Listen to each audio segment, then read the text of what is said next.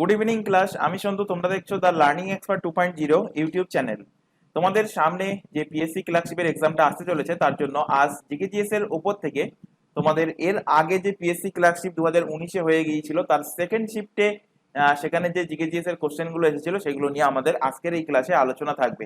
তো এর আগের দিনের ক্লাসে আমরা জিকেজিএস এর ফার্স্ট শিফটে যে কোশ্চেন এসেছিল 2019-এর ক্লার্কশিপ এক্সামে সেগুলো আলোচনা করেছিলাম। আজকে আলোচনা করব সেকেন্ড শিফট, এবং এরপর থেকে মানে নেক্সট দিন থেকে আমরা আবার যেমন কন্টিনিউ ফুড এসআই এবং ক্লার্কশিপের ক্লাসগুলো করছিলাম সেই একইভাবে আমরা ক্লার্কশিপ এবং মিসেলেনিয়াসের ক্লাসগুলো কন্টিনিউ করব।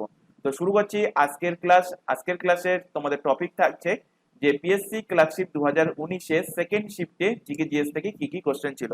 তো ফার্স্ট কোশ্চেন দেখো, ভারতের একটি অঙ্গরাজ্যের রাজ্যপালকে নিয়োগ করেন কে? ভারতের প্রধানমন্ত্রী, স্বরাষ্ট্রমন্ত্রী, রাষ্ট্রপতি, না শীর্ষ আদালতের প্রধান বিচারপতি মানে সুপ্রিম কোর্টের প্রধান বিচারপতি? তো অ্যান্সার হবে ভারতের কোন রাজ্যের রাজ্যপালকে অ্যাপয়েন্ট করে কে? অ্যাপয়েন্ট করে রাষ্ট্রপতি। অপশন নাম্বার সি এর কিন্তু সঠিক অ্যান্সার হবে। আচ্ছা, এখান থেকে তিনটে কোশ্চেন আমি ডিলিট করবো। একটা হলো গভর্নর, একটা হলো প্রেসিডেন্ট, আর একটা হলো ভাইস প্রেসিডেন্ট। এদেরকে কে অ্যাপয়েন্ট করে? এদেরকে কে শপথ বাক্য পাঠ করে? এরা রিজাইন দিলে কার কাছে দেবে? বা এদেরকে কেউ রিমুভ করলে কে রিমুভ করতে পারে? তো এখান থেকে কিন্তু কোশ্চেন থাকে। তো ফার্স্টে দেখো, গভর্নরের প্রসঙ্গে যখন এই কোশ্চেনে আছে তো ফার্স্টে গভর্নর দিয়ে রিলেট করাবো। গভর্নরকে অ্যাপয়েন্ট করে কে? গভর্নরকে অ্যাপয়েন্ট করে রাষ্ট্রপতি। কোন আর্টিকেলের দ্বারা অ্যাপয়েন্ট করে? আর্টিকেল নম্বর 155, 155 নম্বর আর্টিকেলে বলা আছে রাজ্যের রাজ্যপালকে অ্যাপয়েন্ট করার কথা। এছাড়া এখান থেকে রিলেট করো, এখান থেকে কোশ্চেন দেবে যে রাজ্যপালকে শপথ বাক্য কে পাঠ করান? ওথ, রাজ্যপালের ওথ বা শপথ বাক্য কে পাঠ করান?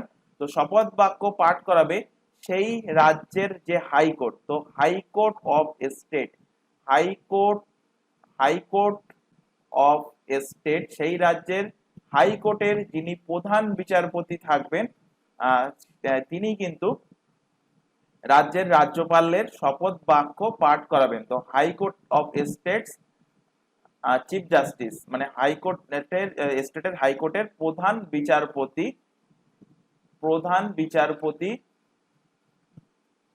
রাজ্যের রাজ্যপালের শপথ বাক্য পাঠ করাবে। এবার এখান থেকে কোশ্চেন দেবে যে রাজ্যপাল যদি রিজাইন করে তো তার পদত্যাগপত্র সে কার কাছে জমা দেবে? তো তার পদত্যাগপত্র সে সবসময় প্রেসিডেন্টের কাছে জমা দেবে। আর এখান থেকে আরেকটা কোশ্চেন দেয়, রাজ্যপালকে রিমুভ করতে পারে, রিমুভ করার ক্ষমতা কার কাছে আছে? তো রিমুভ করার ক্ষমতাও আছে কার কাছে? প্রেসিডেন্টের কাছে। এবার চলে আসো দেশের প্রেসিডেন্টের ব্যাপারে। তো প্রেসিডেন্টকে এখান থেকে কোশ্চেন দিয়েছিল, প্রেসিডেন্টকে কে অ্যাপয়েন্ট করে, কে নিযুক্ত করে? তো প্রেসিডেন্টকে অ্যাপয়েন্ট করে, মাথায় রাখবে, ইলেকটোরাল কলেজ, অর্থাৎ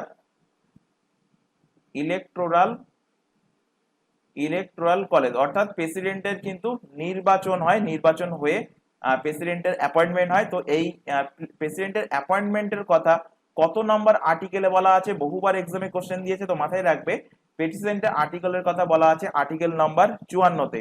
এখান থেকে কোশ্চেন দেবে প্রেসিডেন্টকে শপথ বাক্য কে পাঠ করাবেন? তো প্রেসিডেন্টকে শপথ বাক্য পাঠ করাবেন যেমন রাজ্যের গভর্নরকে শপথ বাক্য পাঠ করিয়েছেন হাইকোর্টের প্রধান বিচারপতি, তেমনি প্রেসিডেন্ট হলেন দেশের সর্বেসর্বা। তো প্রেসিডেন্টকে শপথ বাক্য পাঠ করাবেন দেশের সর্বোচ্চ হাইকোর্ট অর্থাৎ সুপ্রিম কোর্টের প্রধান বিচারপতি, সুপ্রিম কোর্টের প্রধান বিচারপতি অর্থাৎ চিফ জাস্টিস অফ ইন্ডিয়া প্রেসিডেন্টের শপথ বাক্য পাঠ করাবেন। কোশ্চেন দেবে প্রেসিডেন্ট যদি রিজাইন দেয় তাহলে প্রেসিডেন্ট কার কাছে রিজাইন দেবে? খেয়াল রাখবে প্রেসিডেন্ট রিজাইন দেবে ভাইস প্রেসিডেন্টের কাছে অর্থাৎ উপরাষ্ট্রপতির কাছে প্রেসিডেন্ট রিজাইন দিতে পারে। আর কোশ্চেন দেবে প্রেসিডেন্টের ইমপিচমেন্ট, এই যে ইমপিচমেন্ট এই যে শব্দটা, এই শব্দটা শুধুমাত্র প্রেসিডেন্টের ক্ষেত্রে অ্যাপ্লিকেবল হয়, অর্থাৎ ইমপিচমেন্টের অর্থ হলো প্রেসিডেন্টকে তাড়িয়ে দেওয়া অর্থাৎ রিমুভ করা।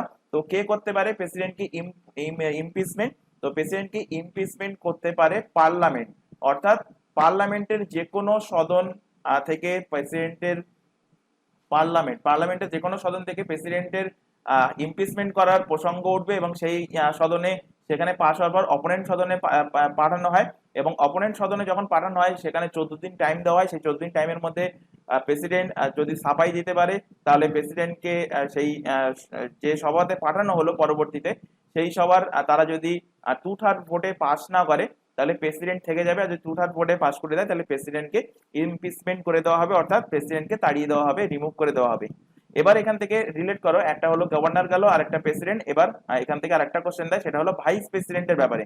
তো কোশ্চেন দেবে ভাইস প্রেসিডেন্টের অ্যাপয়েন্টমেন্ট করে কে? তো ভাইস প্রেসিডেন্টের অ্যাপয়েন্ট করে ইলেকটোরাল কলেজ। ইলেকটোরাল অর্থাৎ নির্বাচন হয়, ইলেকটোরাল কলেজের মাধ্যমে ভাইস প্রেসিডেন্টের অ্যাপয়েন্টমেন্ট হয়। এখান থেকে কোশ্চেন দেবে ভাইস প্রেসিডেন্ট যদি রিজাইন করে, ভাইস প্রেসিডেন্ট যদি রিজাইন করে তো তার রেজিগনেশন পত্র কার কাছে জমা দেবে? তার রেজিগনেশন পত্র জমা দেবে প্রেসিডেন্টের কাছে। ভাইস প্রেসিডেন্টের শপথ বাক্য অর্থাৎ ওথ, শপথ বাক্য পাঠ করাবে কে? তো শপথ বাক্য পাঠ করাবে প্রেসিডেন্ট। আচ্ছা, পিআর যেগুলো লিখছি, পিআর ফর প্রেসিডেন্ট, আমি প্রেসিডেন্টকে শর্টে লিখি, যারা রেগুলার বেসিসে ক্লাস করো তারা প্রত্যেকেই জানো। আর এখানে তোমরা ফুল ফর্মে খাতায় কিন্তু অবশ্যই নোট ডাউন করে নেবে, পিআর না লিখে প্রেসিডেন্ট লিখে রাখবে। আর এখান থেকে রিলেট করো, আরেকটা কোশ্চেন দেয় যে ভাইস প্রেসিডেন্টকে কে তাড়াতে পারে, কে রিমুভ করতে পারে? তো ভাইস প্রেসিডেন্টের তাড়ানোর ক্ষমতা থাকে কার কাছে? কাউন্সিল অফ স্টেট অর্থাৎ রাজ্যসভার কাছে। রাজ্যসভার কাছে। কেন রাজ্যসভার কাছে থাকে? ভাইস প্রেসিডেন্ট হলো x officio chairman of Rajya Sabha. X officio question দেয়, এক্স অফিসিও চেয়ারম্যান অফ রাজ্যসভাকে? তো x officio chairman of Rajya Sabha হলো যিনি ভাইস প্রেসিডেন্ট থাকেন। ভাইস প্রেসিডেন্ট কিন্তু স্যালারি পান, রাজ্যসভার মেম্বার হিসেবে, রাজ্যসভার চেয়ারম্যান হিসেবে কিন্তু তিনি স্যালারি পান। তো কোশ্চেন দেবে যখন যে ভাইস প্রেসিডেন্টকে কে তাড়াতে পারে, তো রাজ্যসভার সদস্যরা বা কাউন্সিল অফ স্টেট, রাজ্যসভাকে বলা হয় কাউন্সিল অফ স্টেট। আচ্ছা, এখানে রাজ্যপাল বা এখানে প্রেসিডেন্টের কথা প্রসঙ্গ যেহেতু এসে, এখান থেকে একটা কোশ্চেন মনে আসলে এখান থেকে বলে দিচ্ছি। অর্ডিন্যান্স পাওয়ার, অর্ডিন্যান্স পাওয়ার, এই অর্ডিন্যান্স পাওয়ার দুজনের কাছেই থাকে। কার কার কাছে? গভর্নরও অর্ডিন্যান্স পাওয়ার জারি করতে পারে এবং প্রেসিডেন্টও অর্ডিন্যান্স পাওয়ার জারি করতে পারে। তো গভর্নর, এখান থেকে কোশ্চেন দেবে রাজ্যের রাজ্যপাল কত নাম্বার আর্টিকেল অনুযায়ী অর্ডিন্যান্স পাওয়ার জারি করতে পারে? তো মাথায় রাখবে 213 নাম্বার আর্টিকেল অনুযায়ী রাজ্যের গভর্নর অর্ডিন্যান্স পাওয়ার জারি করতে পারে। একইভাবে প্রেসিডেন্টের এই ক্ষমতা কোন আর্টিকেলে দেওয়া আছে? প্রেসিডেন্টের এই ক্ষমতা দেওয়া আছে 123 নাম্বার আর্টিকেল। তো প্রেসিডেন্টের 123, তো 123-এর এই 1 আর 2টাকে যদি এদিক ওদিক করা যায় তাহলে হয়ে যাবে কি 213। তাহলে 213 আর্টিকেলে বলা আছে অর্ডিন্যান্স পাওয়ার অফ গভর্নর, আর 123 আর্টিকেলে বলা আছে অর্ডিন্যান্স পাওয়ার অফ প্রেসিডেন্ট। তো এই যে এক্সট্রা ফ্যাক্ট গুলো এখান থেকে তোমাদের করানো হচ্ছে, প্রত্যেকটা ফ্যাক্ট থেকে কিন্তু কোশ্চেন এসছে প্রিভিয়াস ইয়ারে। শুধুমাত্র পিএসসির কথা বলছি না, আদার্স অন্যান্য স্টেট গভর্নমেন্ট যে এক্সাম গুলো হয় সেখানে তোমরা ঘেটে দেখবে যে প্রিভিয়াস ইয়ারে এখান থেকে কিন্তু কোশ্চেন দিয়েছে প্রত্যেকটা লাইন থেকে। তাই এই যে ফ্যাক্ট গুলো লেখানো হচ্ছে এগুলো কিন্তু অবশ্যই খাতায় নোট ডাউন করবে। এগুলো পিডিএফ আকারে তোমরা ডাউনলোড করতে পারবে না, শুধুমাত্র প্রিন্টেড কোশ্চেন অ্যান্সার যেগুলো আছে সেইগুলোই শুধুমাত্র তোমরা পিডিএফ আকারে ডাউনলোড করতে পারবে। কিভাবে ডাউনলোড করবে আশা করি প্রত্যেকেই জানো। এই চ্যানেলের ডেসক্রিপশন বক্সটা ফলো করো, বা নিচেই দেখতে পাচ্ছ @TheLearningExpertSD, এখানে টেলিগ্রামের লিঙ্ক প্রোভাইড করা আছে। তো সেই ডেসক্রিপশন বক্সে সেই লিঙ্কে ক্লিক করলে টেলিগ্রাম গ্রুপে জয়েন হতে পারবে এবং সেখান থেকে প্রত্যেকটা ক্লাসের পিডিএফ তোমরা ডাউনলোড করে নিতে পারবে। চলে আসো পরের কোশ্চেন, নিচে উল্লিখিত বন্দরগুলির মধ্যে কোনটির অবস্থান পাকিস্তানে নয়? তো এখানে 4টে বন্দরের নাম দেওয়া আছে, এখানে বলছে এর মধ্যে কোনটা পাকিস্তানে অবস্থিত নয়। তো করাচি পাকিস্তানের বন্দর, গোয়ারদার এটাও পাকিস্তানের বন্দর, পাসনি এটাও কিন্তু পাকিস্তানের বন্দর। পাকিস্তানের বন্দর নয়, সেটা হলো বন্দর আব্বাস। অপশন নাম্বার ডি এর কিন্তু সঠিক অ্যান্সার হবে। আচ্ছা, এখানে বন্দরের প্রসঙ্গ যেহেতু আসলো, এখান থেকে কোশ্চেন দিতে পারে তোমাদের যে বিশ্বের মধ্যে সব থেকে বড় বন্দর কোনটা, অর্থাৎ largest port of the world. বিশ্বের মধ্যে সব থেকে বড় বন্দর কোনটা? তো বিশ্বের মধ্যে সব থেকে বড় বন্দর আছে চায়নার কাছে, তার নাম কি? তার নাম হলো port of Shanghai. Shanghai port. তো সাংহাই পোর্টটা কোথায় অবস্থিত? চীনে অবস্থিত, চায়নাতে অবস্থিত। আচ্ছা, কোশ্চেন দিতে পারে লার্জেস্ট পোর্ট অফ ইন্ডিয়া। ভারতের মধ্যে সব থেকে বড় পোর্ট কোনটা? তো ভারতের মধ্যে সব থেকে বড় পোর্ট, এটা কিন্তু বহুবার পড়িয়েছি তোমাদের এই পিএসসি ক্লার্কশিপ এবং ফুডেসের যখন ক্লাসগুলো করাতাম, সেই ক্লাসগুলোতে অলরেডি পড়ানো হয়ে গেছে, মানে সেখানে কিন্তু অলরেডি 33টা ক্লাস হয়ে গেছে এই পিএসসি ক্লার্কশিপের। যদি সেই ক্লাসগুলো না দেখে থাকো, এই চ্যানেলের ডিসক্রিপশন বক্সটা দেখবে, সেখানে কিন্তু লিঙ্ক প্রোভাইড করা আছে। জিকেজিএস এর প্রিভিয়াস যে ক্লাসগুলো হয়ে গেছে সেই ক্লাসগুলো কিন্তু অবশ্যই দেখে নেবে, কারণ সেই ক্লাসগুলো ইম্পর্টেন্ট। এবং 33 নম্বর ক্লাসের পর থেকে 34, 35, 36 এইভাবে কিন্তু ক্লাসগুলো আমরা তারপর থেকে মুভ করবো, অর্থাৎ এর আগে যে 33টা ক্লাস হয়ে গেছে সেটাও কিন্তু এক্সাম পয়েন্ট অফ ভিউ থেকে ইম্পর্টেন্ট। এখানে দেখো ভারতের সব থেকে বড় পোর্ট কোনটা? ভারতের সব থেকে বড় পোর্ট হলো মুম্বাই পোর্ট। এখান থেকে কোশ্চেন দেয় যে ন্যাচারাল এর মধ্যে কোনটা ন্যাচারাল পোর্ট অফ ইন্ডিয়া, স্বাভাবিক পোতাশ্রয় কোনটা? তো মুম্বাই পোর্ট হলো একটা ন্যাচারাল পোর্ট, অর্থাৎ স্বাভাবিক পোতাশ্রয়। কোশ্চেন দেবে যে এর মধ্যে কোনটা শুল্ক মুক্ত বন্দর, অর্থাৎ ট্যাক্স ফ্রি পোর্ট। তো মুম্বাই পোর্ট হলো tax free port and natural port, এবং ভারতের সব থেকে বড় পোর্ট হলো কি? মুম্বাই পোর্ট। তো ভারতের সব থেকে বড় পোর্ট, এখান থেকে কোশ্চেন এটা করালাম। এখান থেকে আরেকটা কোশ্চেন দিতে পারে যে ভারতের সব থেকে পুরানোতম, মানে ভারতের প্রথম পোর্ট কোনটা? ওল্ডেস্ট পোর্ট অফ ইন্ডিয়া, ভারতের প্রথম পোর্ট কোনটি? তো ওল্ডেস্ট পোর্ট অফ ইন্ডিয়া হবে, ভারতের সব থেকে পুরানো পোর্ট হবে আমাদের কলকাতা পোর্ট। এটা হলো ভারতের সব থেকে পুরানো বন্দর। আচ্ছা, এখান থেকে তিনটে কোশ্চেন দেয়, ম্যাক্সিমাম টাইম দেখা গিয়েছে ক্যান্ডিডেটরা ভুল করে। তো একটা হলো মুর্মুগাঁও,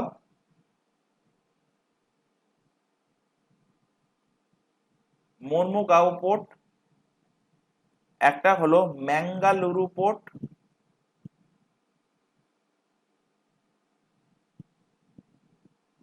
এবং আরেকটি হলো মাঝেগাঁও পোর্ট। তো এই তিনটে পোর্ট কোন রাজ্যে অবস্থিত সেই কোশ্চেন এখান থেকে দেয়। তো মুর্মুগাঁও পোর্ট এটা অবস্থিত কোথায়? গোয়াতে। ম্যাঙ্গালুরু পোর্ট অবস্থিত কোথায়? কর্ণাটকে অবস্থিত। আর মাঝেগাঁও পোর্ট এটা কোথায় অবস্থিত? তো এটা মহারাষ্ট্রে অবস্থিত। এমএস লিখে দিলাম, তোমরা ফুল ফর্মটা খাতায় নোট ডাউন করে নেবে। চলে আসো পরের কোশ্চেন, অস্ট্রেলিয়ার রাজধানী কোনটি? ইজি কোশ্চেন ছিল। তো অস্ট্রেলিয়ার রাজধানী হলো ক্যানবেরা, অপশন নাম্বার সি এর কিন্তু সঠিক অ্যান্সার হবে। তো এখান থেকে রিলেট করো অস্ট্রেলিয়া থেকে, অস্ট্রেলিয়ার এখন বর্তমান প্রাইম মিনিস্টার কে আছেন? তো এখন বর্তমান প্রাইম মিনিস্টার আছেন, এটা কিন্তু একটা এক্সামে কোশ্চেন দিয়েছিল, এক্সামের নাম খেয়াল আসছে না। তো অস্ট্রেলিয়ার প্রাইম মিনিস্টার হলেন অ্যান্থনি অ্যালবেনিজি।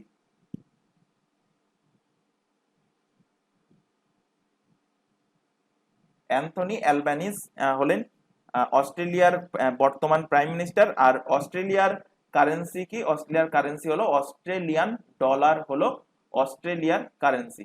চলে আসো পরের কোশ্চেন, ভারতের সংবিধানে 370 নম্বর ধারা বাতিল করার জন্য নিম্নে উল্লেখিত রাষ্ট্রগুলির মধ্যে কোনটি ভারত সরকারের সমালোচনা করেছে? তার আগে জানো যে 370 নম্বর ধারা কোথা থেকে হটানো হয়েছিল? এই কোশ্চেনটা বহুবার এক্সামে দিয়েছে। তো 370 নম্বর ধারা ছিল জম্মু কাশ্মীরে। তো জম্মু কাশ্মীর থেকে এই 370 নম্বর ধারাটাকে হটানো হয়েছিল। কবে হটানো হয়েছিল? 2019 সালে হটানো হয়েছিল। এবং এখানে কোশ্চেন যেটা দিয়েছে যে 370 নম্বর ধারা বাতিল করার জন্য উল্লেখিত রাষ্ট্রগুলির মধ্যে কোনটা ভারত সরকারের সমালোচনা করেছিল সেই টাইমে? তো ভারত সরকারের সমালোচনা করেছিল টার্কি, অর্থাৎ তুরস্ক সমালোচনা করেছিল। অপশন সি এর কিন্তু সঠিক অ্যান্সার হবে। কোশ্চেন যদি দেয় তুরস্কের ক্যাপিটাল কোনটা? তুরস্কের ক্যাপিটাল হলো আঙ্কারা। আঙ্কারা হলো তুরস্কের ক্যাপিটাল। চলে আসো পরবর্তী কোশ্চেন, কমনওয়েলথ গেমসে কোন বছর ভারতে অনুষ্ঠিত হয়? তো ফার্স্ট কমনওয়েলথ গেমস কবে হয় সেটাও কিন্তু আমাদের জানতে হবে। তার আগে জানো যে কমনওয়েলথ গেমস কবে হয়েছিল? তো কমনওয়েলথ গেমস ভারতে হয়েছিল 2010 সালে। যদি কোশ্চেন দেয় কমনওয়েলথ গেমস ফার্স্ট টাইম প্রথমবার কোথায় অনুষ্ঠিত হয়েছিল? তো ফার্স্ট টাইম অনুষ্ঠিত হয়েছিল 1930 সালে। কোথায় অনুষ্ঠিত হয়েছিল? অনুষ্ঠিত হয়েছিল হ্যামিল্টন। কোথায় হয়েছিল? হ্যামিল্টন। হ্যামিল্টন কোথায় অবস্থিত? কানাডাতে অবস্থিত। তো কানাডার হ্যামিল্টনে ফার্স্ট কমনওয়েলথ গেমস এর অনুষ্ঠান হয়েছিল। ভারতে একবারই অনুষ্ঠিত হয় এই কমনওয়েলথ গেমস। কবে, কত সালে? 2010 সালে। 2010 সালে কোথায় আয়োজন হয়েছিল ভারতের? ভারতের নিউ দিল্লিতে আয়োজন হয়েছিল। এখান থেকে কোশ্চেন দেবে যে লাস্ট কমনওয়েলথ গেমস কত সালে হয়। তো লাস্ট কমনওয়েলথ গেমস হয় 2022 সালে। কোথায় হয়েছিল লাস্ট কমনওয়েলথ গেমস? হয়েছিল বার্মিংহাম। বার্মিংহাম, বার্মিংহাম কোথায়? বার্মিংহাম ইংল্যান্ডে। তো ইংল্যান্ডের বার্মিংহামে লাস্ট কমনওয়েলথ গেমস এর আয়োজন হয় কত সালে? 2022 সালে, এবং প্রতি 4 বছর অন্তর কমনওয়েলথ গেমস আয়োজন হয়। তাহলে এর পরবর্তী 2026 সালে আয়োজন করবে কে? 2026 সালে আয়োজন করবে, এই কোশ্চেনটাও কিন্তু বহুবার এক্সামে দিয়েছে। তো 26 সালে আয়োজন করবে ভিক্টোরিয়া, অস্ট্রেলিয়া, অস্ট্রেলিয়ার ভিক্টোরিয়াতে। অস্ট্রেলিয়ার ভিক্টোরিয়াতে 2026 সালের কমনওয়েলথ গেমস এর আয়োজন হবে। আচ্ছা এখানে, আচ্ছা এই কোশ্চেন এই পর্যন্ত থাক। এরপরে যখন আমরা কারেন্ট অ্যাফেয়ার্স এর ক্লাস করব সেখানে আরো ডিটেলসে কমনওয়েলথ গেমস সম্বন্ধে একটু আলোচনা করব। তো চলে আসো পরের কোশ্চেন। আচ্ছা এখানে একটা ছোট ইনফরমেশন প্রোভাইড করা আছে। তোমরা এখন যে ক্লাসটা দেখছো সেটা হলো পিএসসি ক্লার্কশিপ এবং পিএসসি মিসলেনিয়াস স্পেশাল ক্লাস।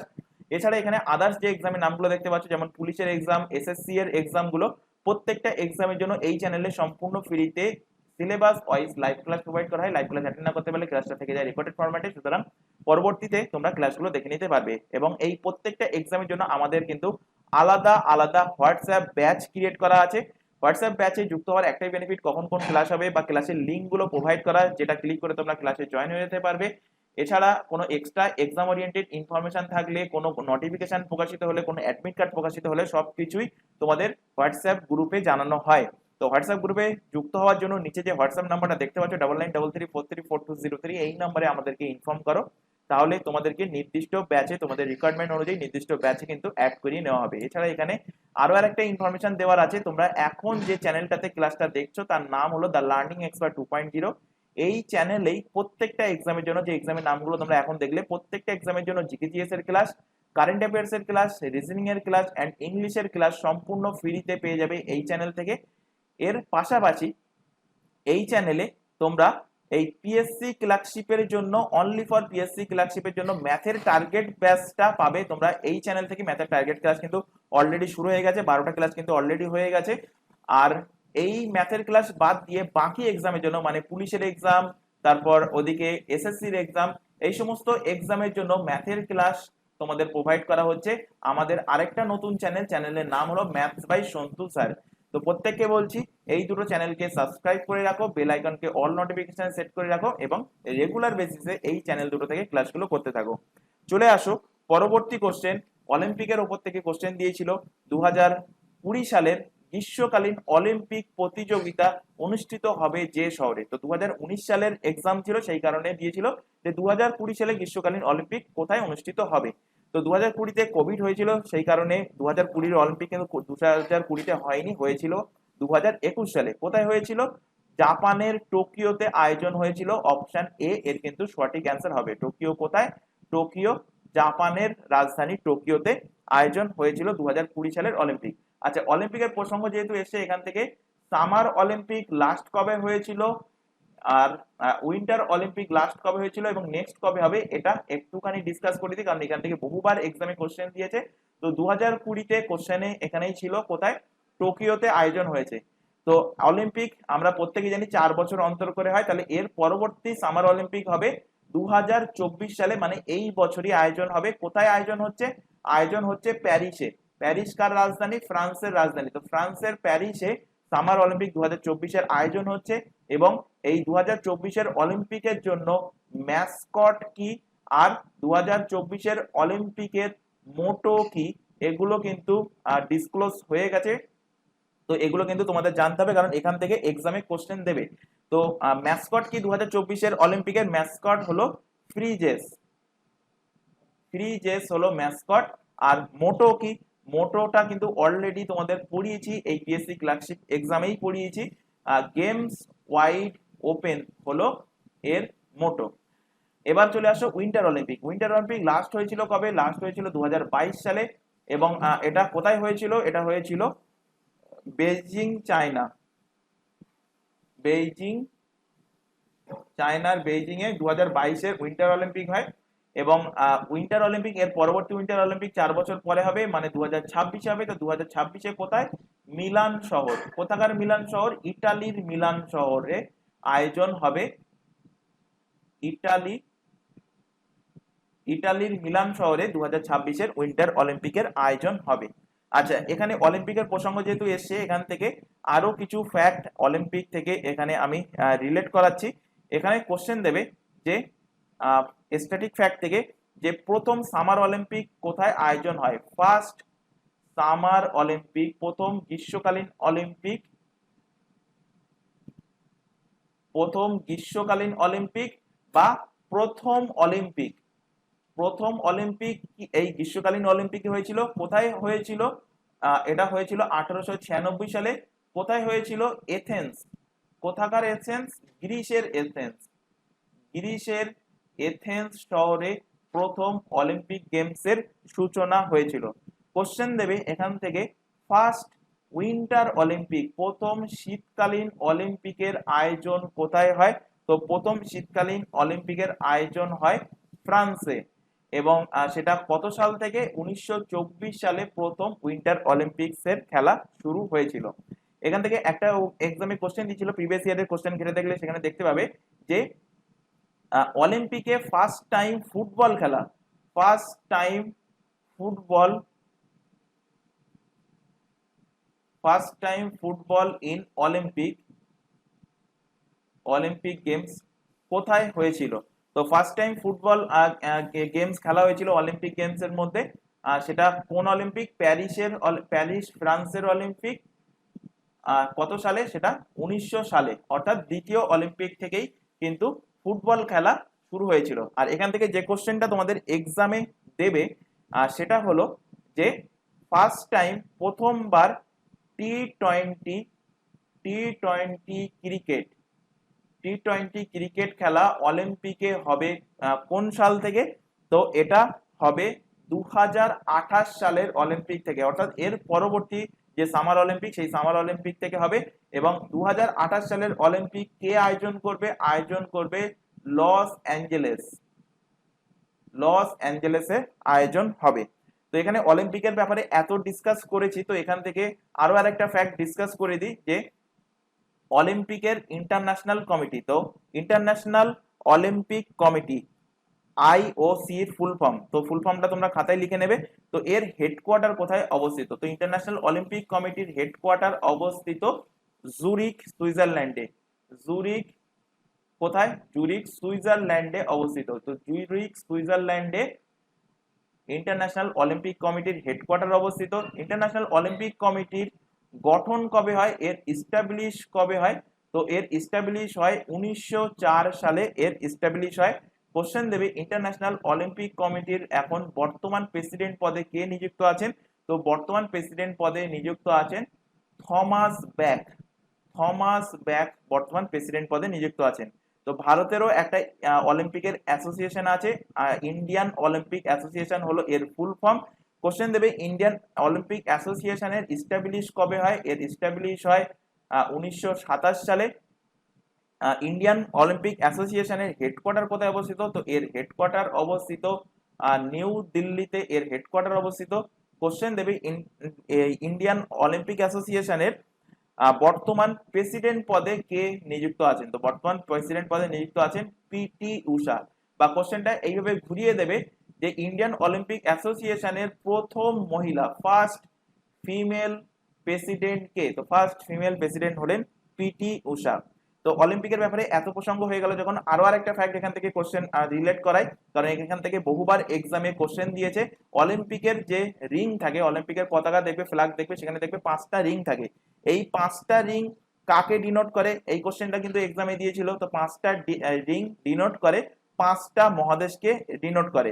তো কোন কালারের রিং কোন মহাদেশকে ডিনোট করে সেটা এখান থেকে জেনে নাও। এখান থেকে এইভাবেও কিন্তু কোশ্চেন দিতে পারে যে নীল কালারের রিং কোন মহাদেশকে ডিনোট করে, হলুদ কালারের রিং কোন মহাদেশকে ডিনোট করে।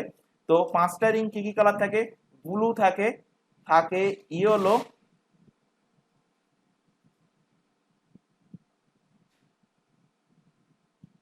ব্লু থাকে, ইয়েলো থাকে, ব্ল্যাক থাকে,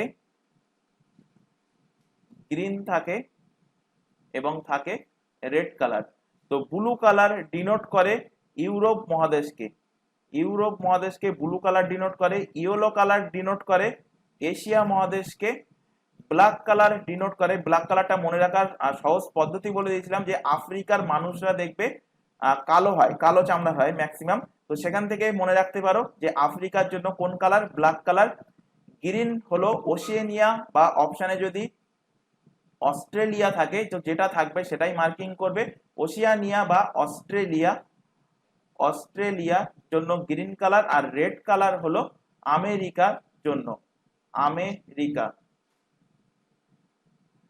তো পাঁচটা মহাদেশ কোন কালার কোন কালার, ব্লু কালার হলো ইউরোপ, ইয়েলো হলো এশিয়া কালারের, এশিয়ার জন্য, ব্ল্যাক কালার হলো আফ্রিকা মহাদেশের জন্য, গ্রিন হলো ওশিয়ানিয়া অস্ট্রেলিয়ার জন্য, আর রেড কালার হলো আমেরিকার জন্য। তো এই হলো টোটাল কমপ্লিট। এখান থেকে আমি অলিম্পিকের ব্যাপারে ডিসকাস করে দিয়েছি। এবার চলে আসো পরবর্তী কোশ্চেনে। নিম্নে উল্লেখিত নোবেল পুরস্কার বিজয়ীদের মধ্যে কোন ব্যক্তির কলকাতার সঙ্গে বিশেষ কোনো যোগাযোগ ছিল না? তো কলকাতার সঙ্গে বিশেষ কোনো যোগাযোগ ছিল না পাঞ্জাবের হরগোবিন্দ খোরানার। তো অপশন নাম্বার বি এর কিন্তু সঠিক অ্যান্সার হবে। তো হরগোবিন্দ খোরানা 1968 সালে তিনি কোন ফিল্ডে, মেডিসিন মানে চিকিৎসার ফিল্ডে, চিকিৎসার জন্য তিনি নোবেল পুরস্কার পেয়েছিলেন, এবং যার সম্পর্ক কলকাতার সাথে ছিল না। মাদার টেরেসা থেকে মাথায় রাখে, মাদার টেরেসা কি করেছে, মাদার টেরেসা বিশ্বের যে দরিদ্র বা মর্ম পীড়িত যে সমস্ত মানুষরা আছে সেইগুলো দূরীকরণে অক্লান্ত পরিশ্রম কিন্তু মাদার টেরেসা করেছেন, এবং তার জন্য মাদার টেরেসাকে 1979 সালে এনাকে নোবেল পুরস্কার প্রোভাইড করা হয়। কোন ফিল্ডের জন্য প্রোভাইড করা হয়? প্রোভাইড করা হয় শান্তির জন্য, অর্থাৎ পিসের জন্য এনাকে 1979 সালে নোবেল পুরস্কার প্রোভাইড করা হয়। আর এখান থেকে কোশ্চেন দেবে যে first Indian woman first Indian woman who got Nobel Prize, who got Nobel Prize, প্রথম ভারতীয় মহিলা যিনি নোবেল পুরস্কার পেয়েছেন। তো সেটারও অ্যান্সার কি হবে? সেটারও অ্যান্সার হয়ে যাবে মাদার টেরেসা। কবে পেয়েছেন? 1979 সালে। আর অভিজিৎ বিনায়ক বন্দ্যোপাধ্যায় ইনি ভারতের মধ্যে সব থেকে শেষ 2019 সালে ইকোনমিক্স এর ওপর, মানে ইকোনমিক্স এর দিক থেকে ভারতের মধ্যে সব থেকে এখনো পর্যন্ত লেটেস্ট পজিশনে আছে তিনি, সব থেকে শেষ পজিশনে আছে ইকোনমিক্স এর উপরে। নোবেল পুরস্কার পেয়েছিলেন কত সালে? 2019 সালে ইকোনমিক্স এর উপরে। 2019 সালে তিনি নোবেল পুরস্কার পেয়েছেন অভিজিৎ বিনায়ক বন্দ্যোপাধ্যায়। আর ইকোনমিক্স এর উপরে যদি কোশ্চেন দেয় যে ভারতের মধ্যে প্রথম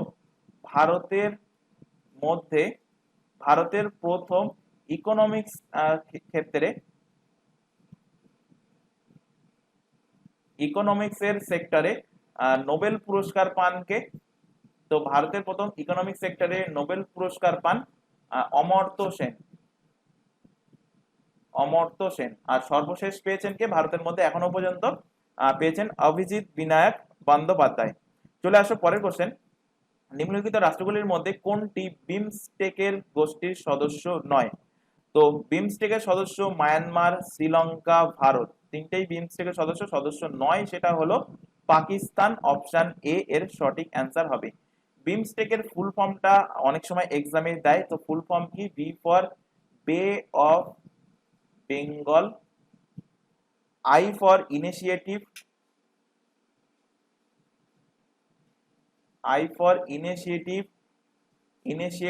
ফর, এম ফর হলো multi sectoral,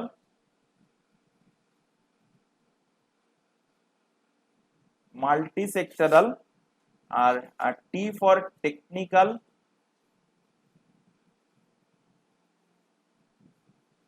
and economic corporation,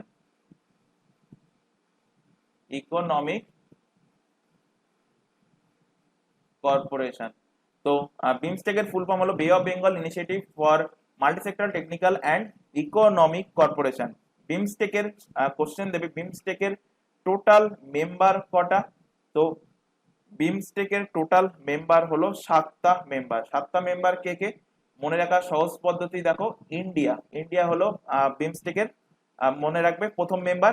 এবার ইন্ডিয়ার গা করে মানে ইন্ডিয়ার সাথে বর্ডার শেয়ার করছে, এরকম বে অফ ইন্ডিয়ার সাথে বর্ডার শেয়ার করবে বা ইন্ডিয়ার পাশে অবস্থিত আর বে অফ বেঙ্গলের সাথে অর্থাৎ এই বঙ্গোপসাগরের সাথে বর্ডার শেয়ার করছে, এইরকম দেশ কোনগুলো সেগুলো খেয়াল করো।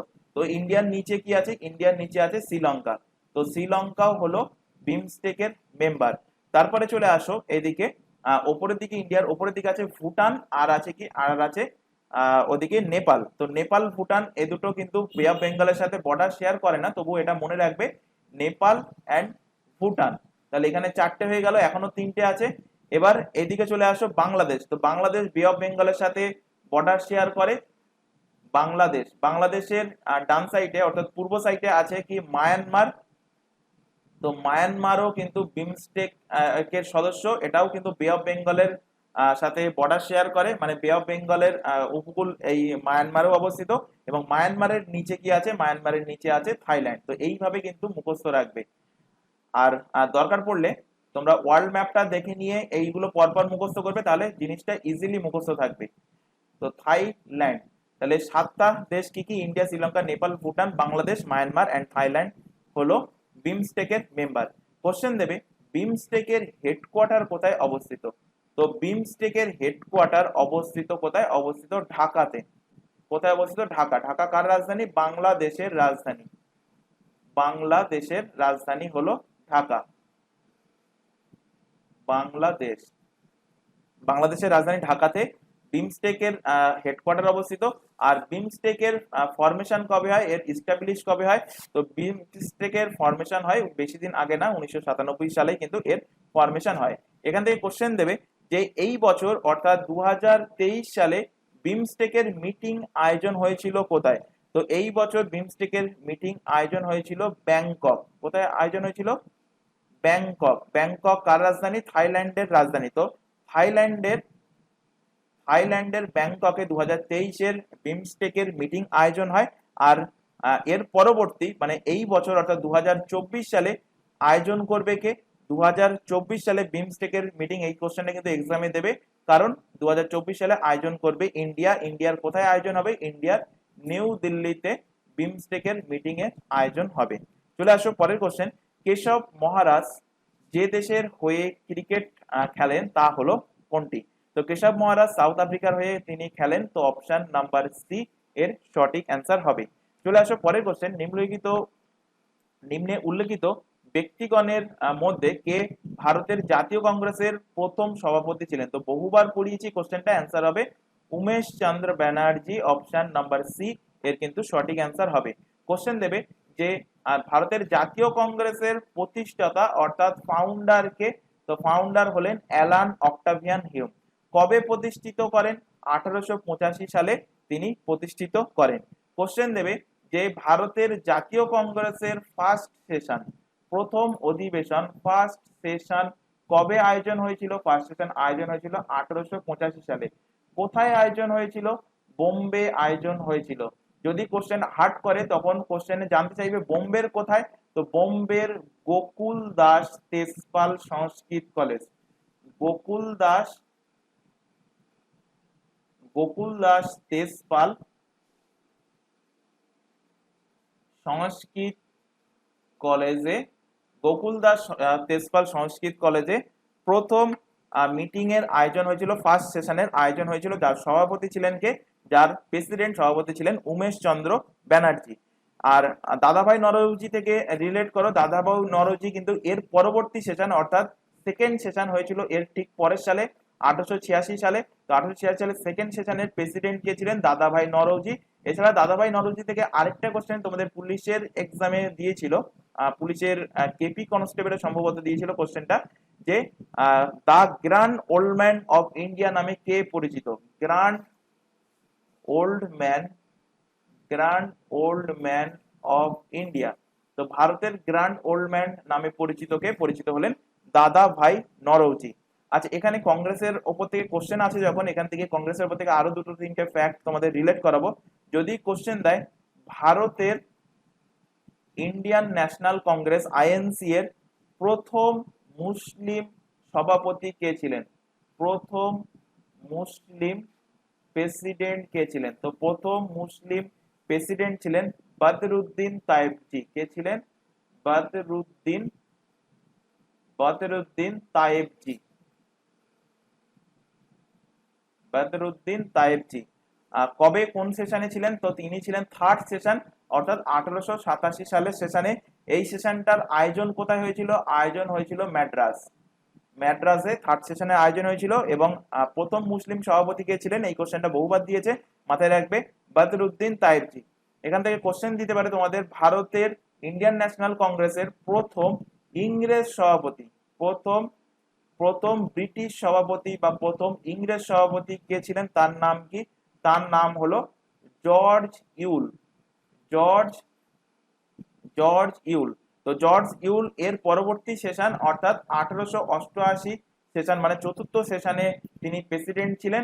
এবং এই সেশনটা কোথায় হয়েছিল? এই সেশনটা হয়েছিল এলাহাবাদে হয়েছিল। এলাহাবাদের বর্তমান নাম কি? প্রয়াগরাজ। তো অপশানে এলাহাবাদ না থেকে প্রয়াগরাজও কিন্তু অপশানে থাকতে পারে।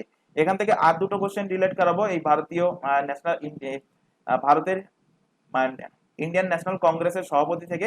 এখান থেকে আরো দুটো কোশ্চেন দেবে। একটা দেবে ভারতের ইন্ডিয়ান ন্যাশনাল কংগ্রেসের প্রথম মহিলা সভাপতি কে ছিল? প্রথম মহিলা সভাপতি। আরেকটা দেবে প্রথম প্রথম ভারতীয় প্রথম ভারতীয় মহিলা প্রেসিডেন্ট কে ছিল? তো দুটো কোশ্চেন কিন্তু আলাদা, দুটো কোশ্চেনের অ্যান্সার কিন্তু আলাদা হবে। প্রথম মহিলা সভাপতি দিলে অ্যান্সার কি হবে? অ্যান্সার হবে অ্যানি বেসান্ত। কে? Annie Annie Besant. কত সালে ইনি সভাপতিত্ব করেছিলেন? ইনি 1917 সালে সভাপতিত্ব করেছিলেন। কোন অধিবেশনে সভাপতিত্ব করেছিলেন? তো ইনি কলকাতার অধিবেশনে, ক্যালকাটার অধিবেশনে সভাপতিত্ব করেছিলেন। আর যদি কোশ্চেন দেয় প্রথম ভারতীয় মহিলা, কারণ অ্যানি বেসান্ত ভারতীয় ছিলেন না, ইনি আয়ারল্যান্ডের বাসিন্দা ছিলেন, কিন্তু পরবর্তীতে ভারতে থেকে তিনি ভারতের সিটিজেনশিপ তিনি অধিকার করেছিলেন। আর কোশ্চেন দেবে এখান থেকে প্রথম ভারতীয় মহিলা প্রেসিডেন্ট কে? তো প্রথম ভারতীয় মহিলা প্রেসিডেন্ট হলেন সরোজিনী সরোজিনী নাইডু। সরোজিনী নাইডু। তো সরোজিনী নাইডু ইনি কত সালের সভাপতিত্ব করেছিলেন? 1925 সালে তিনি সভাপতিত্ব করেছিলেন। কোথায়? কোন অধিবেশন? উত্তরপ্রদেশের কানপুর অধিবেশনে তিনি সভাপতিত্ব করেছিলেন, যিনি প্রথম ভারতীয় মহিলা প্রেসিডেন্ট ছিলেন। তো এই ফ্যাক্ট গুলো কিন্তু অবশ্যই মাথায় রাখবে। আর ক্লাস যদি ভালো লেগে থাকে, বারবার বলছি, ক্লাসটাকে অবশ্যই কিন্তু লাইক করবে, তোমার বন্ধু বান্ধবের মধ্যে কিন্তু অবশ্যই ক্লাসের লিঙ্ক গুলো শেয়ার করবে। তো চলে আসো পরের কোশ্চেন। বর্তমানে জম্মু কাশ্মীর রাজ্যের রাজ্যপাল হলেন কে? তো এটা 2019-এর রেসপেক্টের কোশ্চেন। তো 19-এর রেসপেক্টে এর অ্যান্সার হবে কি? এর অ্যান্সার হবে গিরিশচন্দ্র সাক্সেনা। কিন্তু এটা না মনে রাখলেও হবে। তোমরা এখন মনে রাখো যে এখন জম্মু কাশ্মীরের বর্তমান গভর্নর কে আছেন? Lieutenant governor. আচ্ছা, গভর্নর আর লেফটেন্যান্ট গভর্নর এই দুটোর পার্থক্য কি একটুখানি বলে দিই। যে সমস্ত কেন্দ্রশাসিত অঞ্চল আছে, সেই কেন্দ্রশাসিত অঞ্চলে যিনি গভর্নর থাকবেন তাকে লেফটেন্যান্ট গভর্নর বলা হয়। আর যে সমস্ত রাজ্যের রাজ্যপাল আছেন তাকে শুধুমাত্র গভর্নর বলা হয়। দুজনেরই কাজ একই থাকে, খালি কেন্দ্রশাসিত অঞ্চলগুলোর ক্ষেত্রে লেফটেন্যান্ট গভর্নর বলে, আর রাজ্যের ক্ষেত্রে বলা হয় শুধুমাত্র গভর্নর। তো এখন জম্মু কাশ্মীরের রাজ্যের লেফটেন্যান্ট গভর্নর, তার নাম কি? তার নাম হলো মনোজ সিনহা। মনোজ সিনহা হলেন এখন জম্মু কাশ্মীরের বর্তমান গভর্নর। চলে আসো পরের কোশ্চেন। নিচে কিছু খেলোয়াড়ের নাম এবং যেসব খেলায় তারা পারদর্শী তা দেওয়া আছে। তো খেলোয়াড়ের নাম এবং খেলা ঠিক মতো চিহ্নিত করতে হবে। মানে এখানে এই সোজাসুজি তা দেওয়া আছে, মানে ক্রিস্টিয়ানো রোনাল্ডো ক্রিকেটের সাথে সম্পর্কিত কিনা, সিমোনা হালেপ টেনিসের সম্পর্কিত কিনা, তো এর মধ্যে একটাই কিন্তু সঠিক আছে, কোনটা সঠিক সেটা বার করতে হবে। তো ক্রিস্টিয়ানো রোনাল্ডো ক্রিকেটের সাথে সম্পর্কিত নয়। ইনি কার সাথে সম্পর্কিত? তো ইনি হলেন ফুটবল প্লেয়ার, পর্তুগালের ফুটবল প্লেয়ার CR7। তো ফুটবল খেলার সাথে সম্পর্কিত, সুতরাং প্রথমটা ভুল আছে, মানে অপশন এ ভুল আছে। সিমোনা হালেপ, সিমোনা হালেপ এখানে এটা সঠিক বলা আছে, সিমোনা হালেপ টেনিস খেলার সাথে সম্পর্কিত। তো অপশন বি এর সঠিক অ্যান্সার হবে। টাইগার উডস হলেন একজন গলফ প্লেয়ার, বিলিয়ার্ডস নয়, ইনি হলেন একজন গলফ প্লেয়ার। আর জো রুট হলেন একজন ক্রিকেটার, একজন ক্রিকেট প্লেয়ার হলেন জো রুট। তো এখানে অপশন এ, অপশন সি আর অপশন ডি ভুল দেওয়া ছিল। অ্যান্সার হবে কি? অ্যান্সার হবে অপশন নাম্বার বি। চলে আসো পরবর্তী কোশ্চেন। ভারতের পূর্বমুখী কর্ম লুক ইস্ট নীতির সূচনা করেন কে? তো ভারতের পূর্বমুখী কর্ম অর্থাৎ লুক ইস্ট নীতির সূচনা করেছিলেন নরসিমা রাও। অপশন এ এর সঠিক অ্যান্সার হবে। আচ্ছা, নরসিমা রাও এর প্রসঙ্গ যেহেতু আসছে, নরসিমা রাও এর টাইমে 1991 সালে একটা বিশেষ ঘটনা হয়েছিল। বিশেষ ঘটনা বলতে এখান থেকে একটা কোশ্চেন দেয় যে 1991 সালে new economic policy new economic policy লাগু হয়েছিল। নিউ ইকোনমিক পলিসি লাগু করা হয়, যার দ্বারা এলপিজি রিফর্মস এলপিজি সংস্কার এলপিজি রিফর্মস আনা হয়েছিল। তো এল ফর কি? এল ফর হলো লিবারালাইজেশন, পি ফর হলো প্রাইভেটাইজেশন,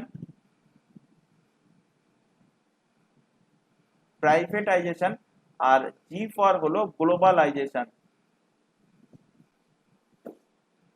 গ্লোবালাইজেশন।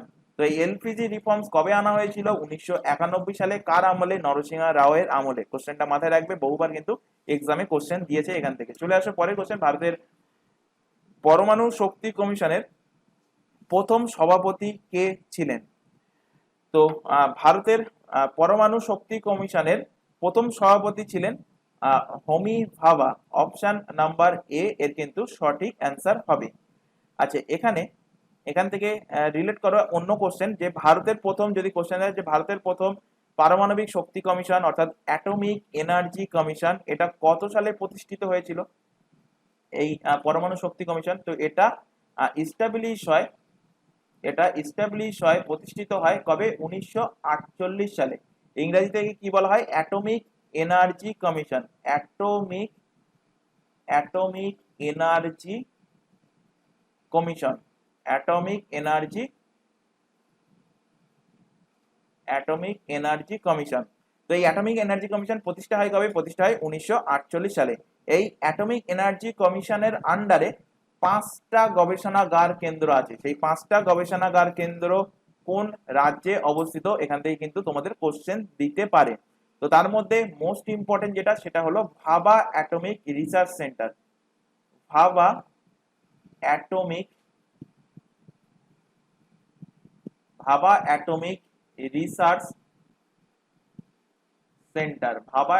Research centre. একে শর্টে কি বলা হয়? শর্টে বলা হয় BARC, ব্যারাক বলা হয়। তো এই ভাবা অ্যাটমিক রিসার্চ সেন্টার থেকে কোশ্চেন দেবে যে এর ফরমেশন কবে হয়েছিল, কবে এর গঠন হয়েছিল? তো এর ফরমেশন হয় 1954 সালে এর ফরমেশন হয়। কোশ্চেন দেবে ভাবা অ্যাটমিক রিসার্চ সেন্টারের হেডকোয়ার্টার কোথায় অবস্থিত? তো এর হেডকোয়ার্টার অবস্থিত ট্রম্বে। ট্রম্বে কোথায়? মুম্বাইতেই অবস্থিত। মুম্বাইয়ের ট্রম্বেতে এর হেডকোয়ার্টার অবস্থিত। কোশ্চেন দেবে যে ভাবা অ্যাটমিক রিসার্চ সেন্টারের বর্তমান ডিজি পদে, ডিরেক্টর জেনারেল পদে কে নিযুক্ত আছেন? তো অ্যান্সার হবে ভিবেক ব্যাসিন এখন ভাবা অ্যাটমিক রিসার্চ সেন্টারের বর্তমান ডিজি পদে নিযুক্ত আছেন। এবং ভাবা অ্যাটমিক রিসার্চ সেন্টারের প্রথম সভাপতি কে ছিলেন? যদি অ্যান্সার দেয়, এই কোশ্চেন দেয়, তখন অ্যান্সার হবে কি? তখন অ্যান্সার হবে হোমি ভাবা। এছাড়া এটা হলো একটা গবেষণাগার কেন্দ্র, এছাড়া আরো 4টে গবেষণাগার কেন্দ্র আছে। সেগুলো কোথায় এখান থেকে বলে দিচ্ছি, রিলেট করে নেবে। তো IGCAR ফুল ফর্মটা নোট ডাউন করে নাও, দুবার করে বলে দিচ্ছি। I for Indira, G for Gandhi, C for centre for atomic research. Indira Gandhi centre for atomic research, এটা কোথায় অবস্থিত? এটা অবস্থিত কালপক্কম। কোথায় অবস্থিত? কালপক্কম। এটা কোন স্টেটের মধ্যে পড়ে? তামিলনাড়ুর মধ্যে পড়ে। তামিলনাড়ুর কালপক্কমে Indira Gandhi centre for atomic research এটা অবস্থিত। এর পরবর্তী গবেষণাগার কেন্দ্র হলো রাজা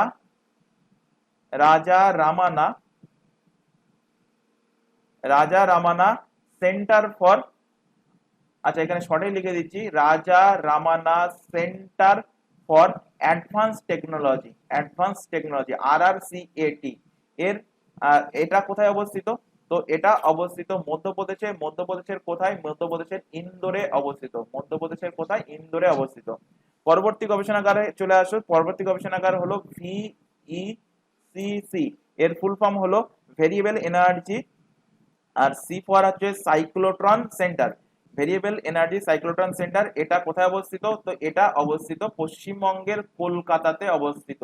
কোথায় অবস্থিত? ওয়েস্ট বেঙ্গলের কলকাতায় অবস্থিত। তো চারটে গবেষণাগার কেন্দ্র হয়ে গেল। লাস্ট গবেষণাগার কেন্দ্র হলো atomic minerals director for exploration and research. তো এটা কোথায় অবস্থিত?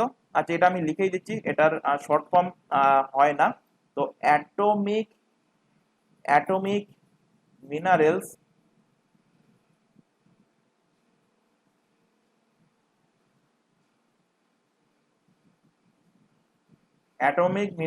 Directorate for exploration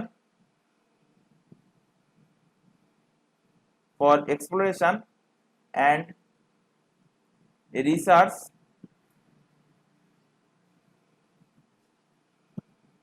CAMD। তো এটা কোথায় অবস্থিত? এটা অবস্থিত হায়দ্রাবাদে। তো এই পাঁচটা গবেষণাগার কেন্দ্র কোথায় কোথায় অবস্থিত সেগুলো কিন্তু অবশ্যই মাথায় রাখবে। তার মধ্যে মোস্ট ইম্পর্টেন্ট যেটা, যেখান থেকে বহুবার কোশ্চেন দিয়েছে, সেটা হলো এই ভাবা অ্যাটমিক রিসার্চ সেন্টার। আরেকটা দেয় এই কলকাতার পশ্চিমবঙ্গের এক্সামের ক্ষেত্রে। চলে আসো পরের কোশ্চেনে। 2019 সালে বিশ্ব শান্তির জন্য নোবেল পুরস্কার পেলেন কে? তো 2019 সালের কোশ্চেন, এটা না মনে রাখলে হবে, কিন্তু অ্যান্সার ছিল কি? অ্যান্সার ছিল আবি আহমেদ। অপশন বি এর সঠিক অ্যান্সার ছিল। তো তোমাদের এখান থেকে মনে রাখতে হবে লেটেস্ট কে নোবেল শান্তির পুরস্কার পেয়েছে, অর্থাৎ 2023 সালে নোবেল পিস প্রাইজ কে পেয়েছে? নোবেল পিস প্রাইজ পেয়েছে নার্গিস মোহাম্মদী। তোমাদের ফুড এসআই এক্সামে কিন্তু কোশ্চেন দিয়েছিল যে 2023 সালে সাহিত্যে নোবেল পুরস্কার কে পেয়েছে? তো অ্যান্সার ছিল জন ফসে। তো একটা করে যারা অ্যাওয়ার্ড পায়, মানে একজন করে অ্যাওয়ার্ডই যারা থাকে এই নোবেল পুরস্কারের ক্ষেত্রে, সেই কোশ্চেন গুলো কিন্তু মোস্ট টাইম দেখা গিয়েছে বারবার কিন্তু সেই কোশ্চেন গুলো রিপিট করে বা সেখান থেকে কিন্তু কোশ্চেন দেয়। তো এই দুটো মাথায় রাখবে। একটা নোবেল পিস প্রাইজ কে পেয়েছে 2023 সালে? নার্গিস মোহাম্মদী। আর সাহিত্যে কে পেয়েছে? সাহিত্যে পেয়েছে জন ফসে। নোবেল পিস প্রাইজ থেকে আরেকটা কোশ্চেন তোমাদের দেয়, এটা অনেক দিনের পুরানো কোশ্চেন, কিন্তু কোশ্চেন দেয় যে youngest Nobel prize youngest youngest Nobel prize winner youngest Nobel prize winner কে? তো সব থেকে কম বয়সী হিসাবে নোবেল পুরস্কার কে পেয়েছিলেন? পেয়েছিলেন পাকিস্তানের মালালা ইউসুফজাই। কে পেয়েছেন? মালালা ইউসুফজাই পেয়েছেন। এবং মালালা ইউসুফজাই ইনি কত সালে পেয়েছিলেন এই নোবেল প্রাইজ? আচ্ছা, ইনি কোন টপিকের উপরে পেয়েছিলেন? ইনি শান্তির উপরেই পেয়েছিলেন, অর্থাৎ নোবেল পিস প্রাইজ ইনি পেয়েছিলেন। কত সালে পেয়েছেন? 2014 সালে পেয়েছেন। 2014 সালে যখন পেয়েছেন তখন এনার বয়স কত ছিল? তখন এনার বয়স ছিল 17 বছর। তো 17 বছর বয়সে সব থেকে কম বয়সী নোবেল প্রাইজ উইনার কে হয়েছেন মালালা ইউসুফজাই। ইনি কোথাকার বাসিন্দা?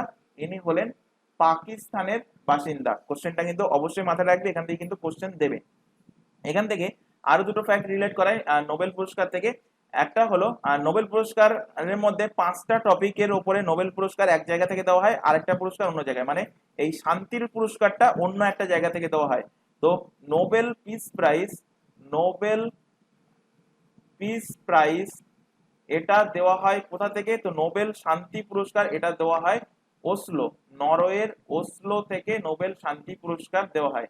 আর বাকি যে 5টা সাবজেক্ট আছে, ফিজিক্স আছে, কেমিস্ট্রি আছে, মেডিসিন আছে, তারপর ওদিকে ইকোনমিক্স আছে, আর আছে ফিজিক্স কেমিস্ট্রি, ওদিকে ইকোনমিক্স, আর সাহিত্য আছে মানে লিটারেচার আছে, আর মেডিসিন আছে। এই 5টা টপিকের উপর থেকে নোবেল প্রাইজ দেওয়া হয় কোথা থেকে? তো এটা দেওয়া হয় সুইডেনের স্টকহোম থেকে। Stockholm, Sweden. তো কোশ্চেন খেয়াল করবে, কোশ্চেন কি জানতে চাইছে? যদি কোশ্চেন জানতে চাই যে নোবেল পিস প্রাইজ কোথা থেকে দেওয়া হয়, সেটা দেওয়া হয় নরওয়ের ওসলো থেকে। আর বাকি 5টা টপিকের উপরে নোবেল পুরস্কার দেওয়া হয় কোথা থেকে? সুইডেনের স্টকহোম থেকে বাকি 5টা টপিকের উপরে নোবেল পুরস্কার দেওয়া হয়। চলে আসো পরের কোশ্চেন। স্বাধীন ভারতের প্রথম ভারতীয় গভর্নর জেনারেল কে ছিলেন? ভালোভাবে কোশ্চেন পড়ো। এখানে বলেছে স্বাধীন ভারতের প্রথম ভারতীয়। তো প্রথম ভারতীয় বলেছে যখন, অ্যান্সার হবে চক্রবর্তী রাজা গোপালাচারী, রাজা গোপালাচারী। এবং যদি কোশ্চেন দিতে হতো স্বাধীন ভারতের শেষ ভারতীয় গভর্নর জেনারেলকে, তো স্বাধীন ভারতের শেষ ভারতীয় গভর্নর জেনারেল হলেন এই চক্রবর্তী রাজা গোপালাচারী। ইনি প্রথম ছিলেন এবং ইনি ছিলেন শেষ গভর্নর জেনারেল। এবার যদি কোশ্চেন দেয় যে স্বাধীন ভারতের স্বাধীন ভারতের প্রথম গভর্নর জেনারেল যদি বলে, স্বাধীন ভারতের প্রথম গভর্নর জেনারেল, তো স্বাধীন ভারতের প্রথম গভর্নর জেনারেল হবে Lord Mount Batten. Lord Mount Batten হলেন স্বাধীন ভারতের প্রথম গভর্নর জেনারেল। আর যদি কোশ্চেন দেয় যে স্বাধীন ভারতের প্রথম ভারতীয় মানে ইন্ডিয়ান যদি উল্লেখ করে, তখন অ্যান্সার হয়ে যাবে চক্রবর্তী রাজা গোপাল আচারী। এবার এখান থেকে বাকি যে অপশনগুলো আছে সেগুলোর সাথে যদি আমি রিলেট করাই, তো রাজেন্দ্র প্রসাদ থেকে রিলেট করো। রাজেন্দ্র প্রসাদ কে ছিলেন? রাজেন্দ্র প্রসাদ ছিলেন ভারতের প্রথম president, first president of India কে ছিলেন? ডক্টর রাজেন্দ্র প্রসাদ। সর্বপল্লী রাধাকৃষ্ণন থেকে রিলেট করো। ভারতের প্রথম vice president, first vice president of India ছিলেন কে? ছিলেন সর্বপল্লী রাধাকৃষ্ণন। আর ডক্টর বি আর আম্বেদকর থেকে রিলেট করো। ইনি ছিলেন খসড়া কমিটির সভাপতি।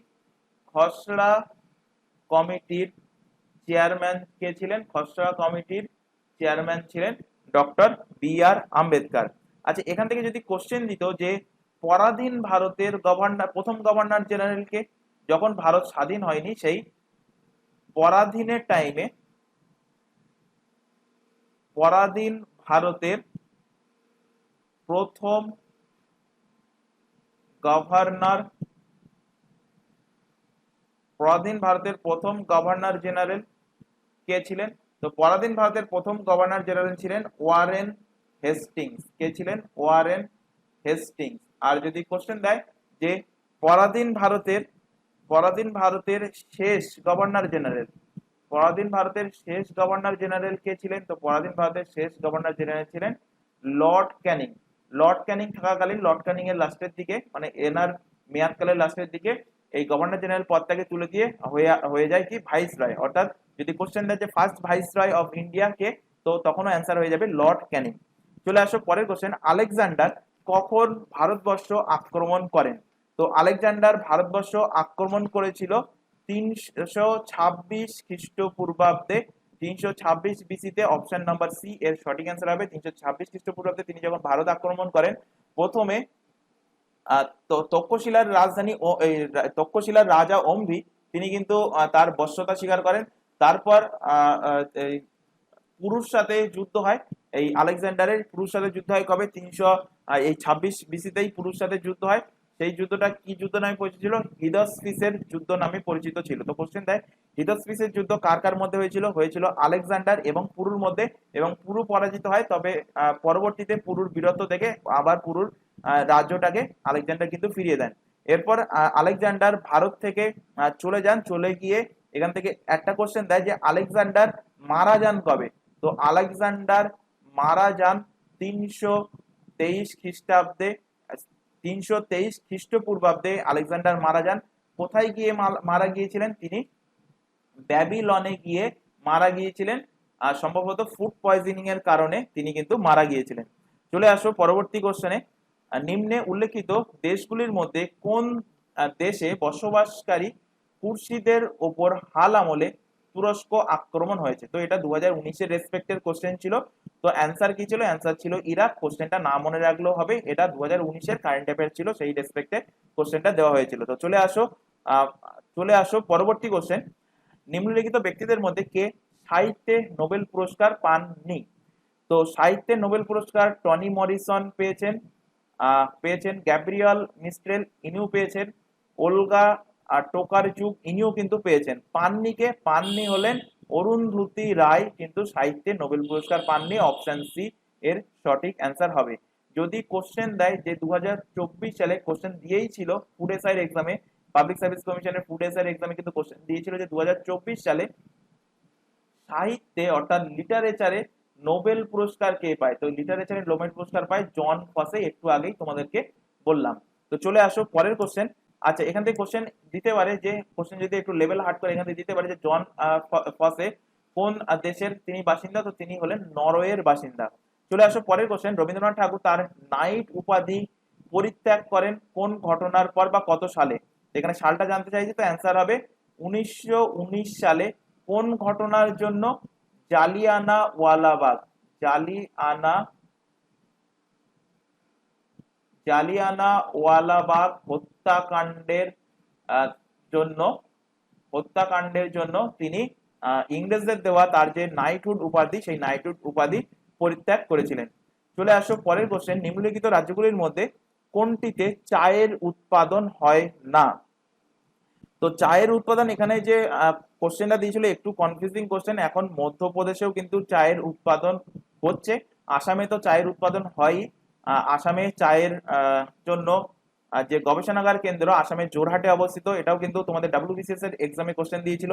ত্রিপুরাতেও চায়ের চাষ হয়, পশ্চিমবঙ্গের দার্জিলিং তো চায়ের জন্য ফেমাস। তো এখান থেকে যেটা অ্যান্সার করেছিল পিএসসি, সেটা ছিল মধ্যপ্রদেশ, কিন্তু মধ্যপ্রদেশে এখন কিন্তু কৃত্রিম উপায়ে চাষ হচ্ছে মধ্যপ্রদেশে চায়ের চাষ। তো এখানে পিএসসির রেসপেক্টে অ্যান্সার হবে কি? অ্যান্সার হবে মধ্যপ্রদেশ। মধ্যপ্রদেশের প্রসঙ্গ যেহেতু এসে, মধ্যপ্রদেশ থেকে এখান থেকে রিলেট করায়, মধ্যপ্রদেশের ক্যাপিটাল কি? মধ্যপ্রদেশের ক্যাপিটাল হলো ভূপাল। আচ্ছা, ভূপাল থেকে একটা কোশ্চেন দেয়, সেটা হলো ভূপাল গ্যাস দুর্ঘটনা। কি দেয়? ভূপাল গ্যাস দুর্ঘটনা, গ্যাস ট্র্যাজেডি, এটা কবে হয়েছিল কোশ্চেন দেয়। তো ভূপাল গ্যাস ট্র্যাজেডি এটা হয়েছিল, এক্সাক্ট ডেট মাথায় রাখবে, কারণ এখন এক্সাক্ট ডেট দিয়ে কোশ্চেন দিচ্ছে। 2 ডিসেম্বর 1984 সালের রাতে কিন্তু এই গ্যাস দুর্ঘটনা হয়। কোন গ্যাস দুর্ঘটনা হয় এটাও কিন্তু কোশ্চেন দেয়। তো MIC, মিথাইল আইসোসাইনেট গ্যাস কিন্তু গ্যাসের কিন্তু দুর্ঘটনা হয়েছিল, এবং যার ফলে বহু লোক কিন্তু মারা গিয়েছিল। তো এখান থেকে রিলেট করো মধ্যপ্রদেশ থেকে, মধ্যপ্রদেশের বর্তমান সিএম কে? সিএম কিন্তু রিসেন্টলি চেঞ্জ হয়েছে, সেই কারণে কোশ্চেন দিতে পারে। তো মধ্যপ্রদেশের সিএম হলেন বর্তমান মোহন যাদব। মোহন যাদব হলেন মধ্যপ্রদেশের বর্তমান চিফ মিনিস্টার। আর চিফ মিনিস্টার করলে যখন, এখান থেকে গভর্নর নামটাও জেনে নাও। মধ্যপ্রদেশের বর্তমান গভর্নর হলেন মঙ্গু ভাই সাগান ভাই প্যাটেল, মঙ্গু ভাই সি প্যাটেল, এইটুকু মাথায় রাখবে। মঙ্গু ভাই সি প্যাটেল হলেন মধ্যপ্রদেশের গভর্নর। চলে আসো পরের কোশ্চেন, নিম্নে উল্লেখিত রাষ্ট্রগুলির মধ্যে কোথায় ভারতীয় দূতাবাসের প্রধানকে হাই কমিশনার বলা হয়? তো এখান থেকে দুটো কোশ্চেন ম্যাক্সিমাম ক্যান্ডিডেটের মধ্যে কনফিউজ থাকে, একটা হলো হাই কমিশনার, আর একটা হলো কি অ্যাম্বাসাডার। একটা হলো হাই কমিশনার আর একটা হলো অ্যাম্বাসাডার। দুটো জিনিসই একই, দুটো পদই একই, দুটো পদে যারা কাজ করেন সেম কাজ করেন। তো কেন হাই কমিশনার বলা হয়, কেন অ্যাম্বাসাডার বলা হয়? তো হাই কমিশনার বলা হয় কাকে? তো ব্রিটিশ শাসিত দেশগুলি নিয়ে গঠিত হয় কি কমনওয়েলথ দেশ, সেই কমনওয়েলথ দেশ নিয়েই কিন্তু কমনওয়েলথ গেমসও খেলা হয়। তো এই কমনওয়েলথ দেশে পাঠানো ভারতীয় দূতাবাসকে বলা হয় কি? ভারতীয় দূতাবাসকে বলা হয় হাই কমিশনার। আর কমনওয়েলথ গেমস, কমনওয়েলথ দেশ নয় এমন যে দেশগুলো, অর্থাৎ ব্রিটিশরা শাসন করেনি এমন যে দেশগুলো, সেই দেশে ভারতের দূতাবাস যখন যাবে তাকে বলা হয় কি? তাকে বলা হয় অ্যাম্বাসাডার। তাহলে ব্রিটিশ শাসন করেছে এমন দেশে গেলে, এমন দেশে ভারতের দূতাবাসকে পাঠানো হলে তাকে বলা হয় হাই কমিশনার। আর ব্রিটিশরা শাসন করেনি এমন দেশে ভারতের দূতাবাসকে পাঠানো হলে তাকে বলা হয় কি? অ্যাম্বাসাডার। তাহলে এখানে অ্যান্সার কি হয়ে যাবে? অ্যান্সার হয়ে যাবে যুক্তরাষ্ট্র, ইউনাইটেড কিংডম, ইউকে এর সঠিক অ্যান্সার হবে। চলে আসো পরের কোশ্চেন, হুসেন বোল্ট একজনকে, তো প্রত্যেকেই জানো হুসেন বোল্ট একজন হলেন একজন রেসার, দূরপাল্লার দৌড়বিদ। অপশন নাম্বার এ এর কিন্তু সঠিক অ্যান্সার হবে। তীরন্দাজ থেকে রিলেট করো ভারতীয় তীরন্দাজ কে কে? কারণ কোশ্চেন এইভাবে দিতে পারে যে দীপিকা কুমারী কোন খেলার সাথে সম্পর্কিত? তো দীপিকা কুমারী হলেন একজন ভারতীয় তীরন্দাজ। এছাড়া আরো একজনের নাম, আরো দুজনের নাম এখান থেকে রিলেট করে, একটা হলো ডোলা ব্যানার্জি, আরেকজন হলো অতনু দাস। এরা প্রত্যেকেই কিন্তু ভারতীয় তীরন্দাজ। সাঁতারু থেকে রিলেট করো আরতি সাহা। আচ্ছা, আরতি সাহা থেকে এখান থেকে কোশ্চেন দিয়েছিল তোমাদের, বা কোশ্চেন দিতে পারে এখান থেকে, প্রিভিয়াস ইয়ারের কোশ্চেন ঘেটে দেখলে দেখবে যে আরতি সাহা থেকে কোশ্চেন দেবে যে প্রথম এশিয়ান মহিলা, ফার্স্ট এশিয়ান ওম্যান হু ক্রস ইংলিশ চ্যানেল? প্রথম এশিয়ান মহিলা বা প্রথম ভারতীয় মহিলা, এশিয়ানের মধ্যে ভারত পড়ছে, তো হু ক্রস ইংলিশ চ্যানেল, যিনি সর্বপ্রথম ইংলিশ চ্যানেল পার করেন, তো তার নাম কি? তার নাম হলো আরতি সাহা। ইনি কত সালে পার করেছিলেন? ইনি পার করেছিলেন 1959 সালে। চলে আসো পরবর্তী কোশ্চেনে। নিম্নে উল্লেখিত নদীগুলির মধ্যে কোনটির উৎস হিমালয়ে? তো দামোদরের উৎস হিমালয় না, দামোদর ঝাড়খণ্ডের ছোটনাগপুর থেকে এর উৎপত্তি। কাবেরীরও উৎপত্তি পশ্চিমঘাট পর্বত থেকে। ব্রহ্মপুত্রের উৎপত্তি হলো হিমালয় থেকে। অপশন নাম্বার সি এর সঠিক অ্যান্সার হবে। আচ্ছা, এখান থেকে রিলেট করিয়ে দিই, এখান থেকে অনেক সময় উৎপত্তি স্থল জানতে চায়। তো দামোদরের উৎপত্তি কোথা থেকে? দামোদরের উৎপত্তি ঝাড়খণ্ডের কোথায়? ঝাড়খণ্ডের ছোট নাগপুর, ঝাড়খণ্ডের ছোট নাগপুরের কামারপাট হিল, কামারপাট হিল থেকে এই দামোদর নদীর উৎপত্তি। এবং এই দামোদর নদী এসে মিশেছে কোথায়? দামোদর নদী, এখান থেকে কোশ্চেন দিতে পারে যে এইভাবে, যে এর মধ্যে কোন নদীগুলো সমুদ্রে মিশেছে। তো দামোদর কিন্তু সমুদ্রে মেশেনি, দামোদর আর এসে মিশেছে কোন নদীতে? আমাদের কলকাতার হুগলি নদীতে। হুগলি রিভারে এসে দামোদর নদীটা মিশেছে। দামোদর রিভার থেকে আরেকটা কোশ্চেন তোমাদের দেবে, যে ভারতের প্রথম India's first river valley project, India's first river valley project, তার নাম কি? তার নাম হলো দামোদর ভ্যালি কর্পোরেশন, ডিভিসি যাকে শর্টে বলা হয়। কবে হয়েছিল? এইটা কোশ্চেন দেবে। কত সালে করা হয়েছিল? 1948 সালে। কোন নদীর ওপরে? দামোদর নদীর ওপরে কিন্তু এটা করা হয়েছিল। এছাড়া দামোদর থেকে আরেকটা কোশ্চেন দেবে, যে বাংলার দুঃখ বলা হয় কোন নদীকে?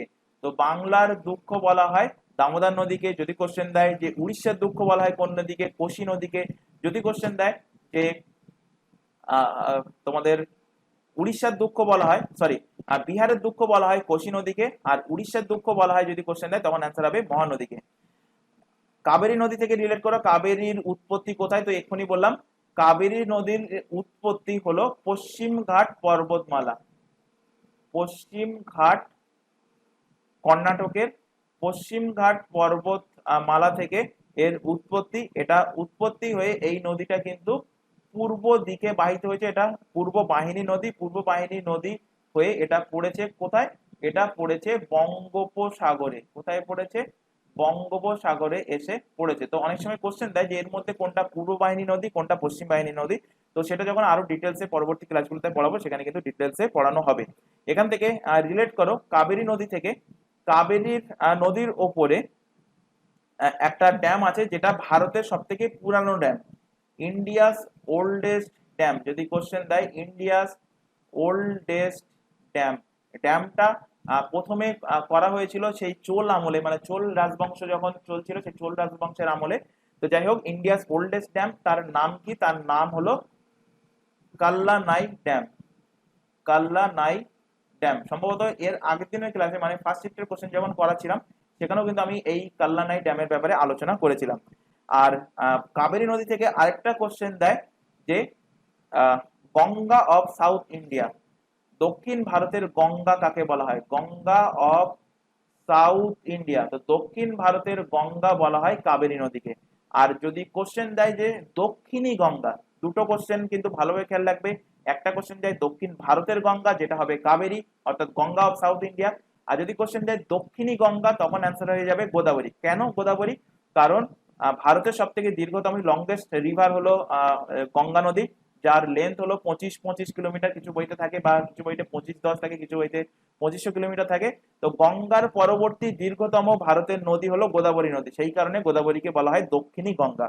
তো এই দুটো কোশ্চেনের মধ্যে ম্যাক্সিমাম ক্যান্ডিডেট গুলিয়ে ফেলে, যে কোনটা দক্ষিণী গঙ্গা বা কোনটা দক্ষিণ ভারতের গঙ্গা। দক্ষিণ ভারতের গঙ্গা বললে কাবেরী, দক্ষিণী গঙ্গা বললে গোদাবরী হয়ে যাবে। নর্মদা থেকে রিলেট করো, নর্মদা নদীটা আর উৎপত্তি কোথা থেকে হয়েছে? নর্মদা নদীর উৎপত্তি হয়েছে মধ্যপ্রদেশের অমরকন্টক থেকে। এই কোশ্চেনটা কিন্তু এক্সামে দিয়েছিল। কোথায়? মধ্যপ্রদেশের অমরকন্টক, মধ্যপ্রদেশের কোথা থেকে? অমরকণ্টক থেকে এর উৎপত্তি হয়েছে এবং এটা পশ্চিম বাহিনী নদী, পশ্চিম দিকে বাহিত হয়ে এটা পড়েছে কোথায়, এটা পড়েছে আরব সাগরে, এটা গিয়ে পড়েছে। এবং কোশ্চেন দেয় এর মধ্যে কোন নদীটা গ্রস্ত উপত্যকা দিয়ে বাহিত হয়েছে, বলে চারটে অপশন দিয়ে দেবে। তো অ্যান্সার হবে কি নর্মদা, নর্মদা নদী গ্রস্ত উপত্যকার ওপর দিয়ে, গ্রস্ত উপত্যকার ওপর দিয়ে কিন্তু বাহিত হয়েছে। ব্রহ্মপুত্র থেকে রিলেট করো, ব্রহ্মপুত্রের উৎপত্তি হিমালয়ে। তো হিমালয়ের কোথায়, যদি এক্সাক্ট কোশ্চেন দেয় তো হিমালয়ের কৈলাস পর্বত থেকে। তো হিমালয়ের কৈলাস পর্বত থেকে মাথায় রাখবে তিনটে নদীর উৎপত্তি হয়েছে, একটা ব্রহ্মপুত্র, একটা হলো সিন্ধু, আর একটা হলো সতলজ। এইখান থেকে কোশ্চেন দিয়েছিল একটা এক্সামে যে এর মধ্যে কোন নদীটা হিমালয়ের কৈলাস পর্বত থেকে উৎপত্তি হয়নি। তো সেখানে অপশানে ছিল সিন্ধু ছিল, অপশানে সতলজ ছিল, অপশানে ব্রহ্মপুত্র ছিল, আর একটা অপশানে অন্য কোন একটা নদী ছিল, খেয়াল আসছে না।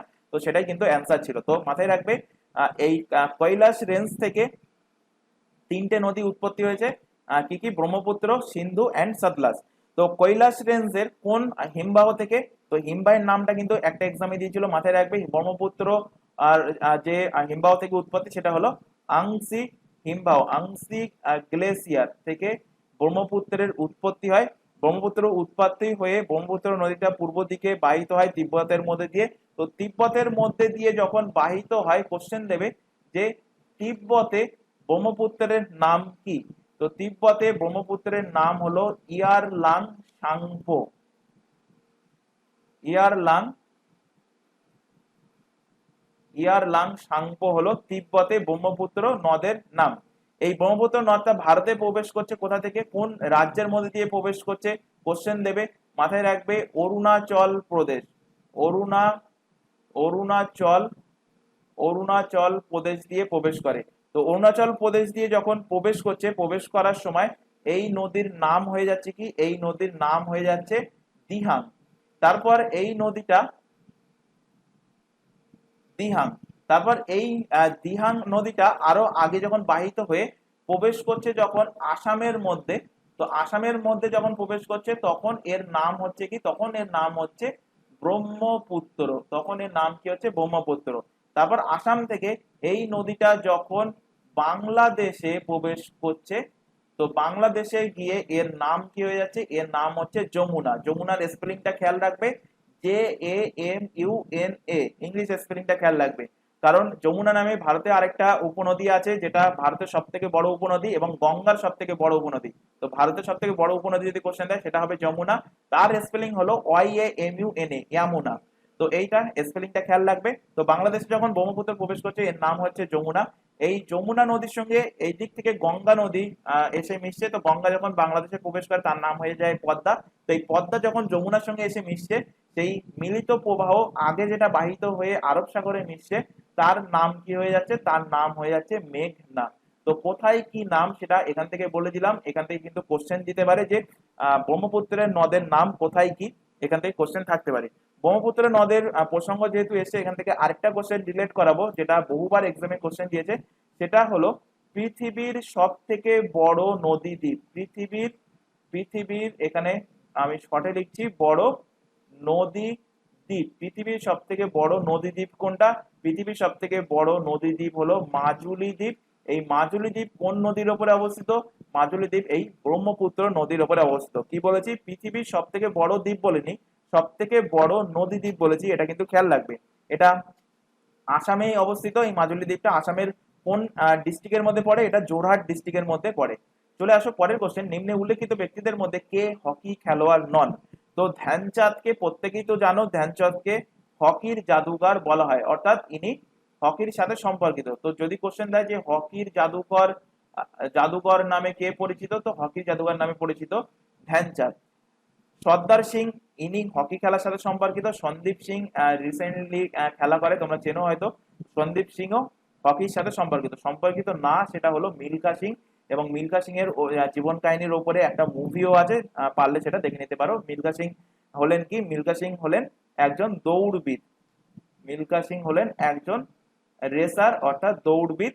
ইনি একজন ইন্ডিয়ান ট্র্যাক ফিল্ড অ্যাথলিট হলেন কে, মিলখা সিং। পরের কোশ্চেনে চলে আসো, নিম্নে উল্লেখিত স্থানগুলির মধ্যে কোনটি একটি স্বাধীন রাষ্ট্র নয়।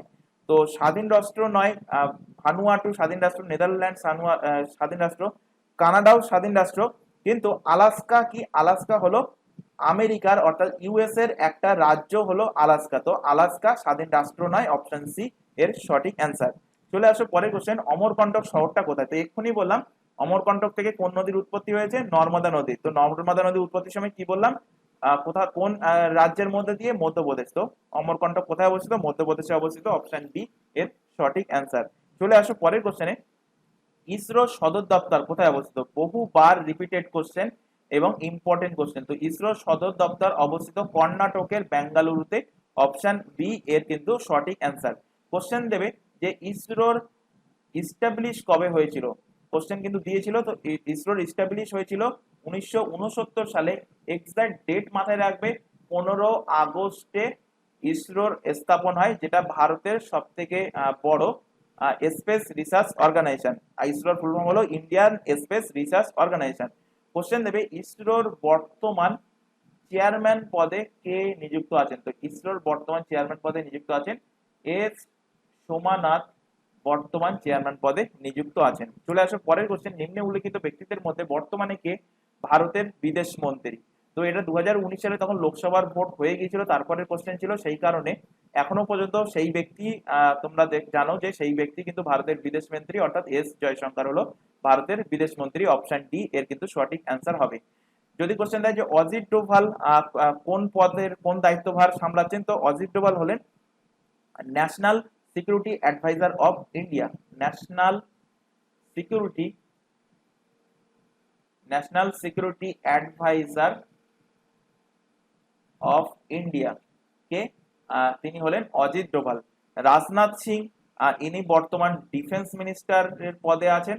আর বিজয় গোখলে না জানলেও হবে। তো চলে আসো পরের কোশ্চেন, বিশ্বের বৃহত্তম রেন ফরেস্টে অগ্নিকাণ্ডের জন্য সাম্প্রতিককালে কোন দেশের নাম সংবাদ শিরোনামে ছিল? তো এটা 2019-এর রেসপেক্টে তোমাদের কারেন্ট অ্যাফেয়ার্স এর কোশ্চেন ছিল, কিন্তু তোমাদের কোশ্চেন দিতে পারে এইভাবে যে বিশ্বের বৃহত্তম রেন ফরেস্ট কোনটা? তো বিশ্বের বৃহত্তম রেন ফরেস্ট হলো ব্রাজিলে অবস্থিত, ব্রাজিলের অ্যামাজন জঙ্গল। ব্রাজিলের অ্যামাজন জঙ্গল হলো বিশ্বের বৃহত্তম রেন ফরেস্ট।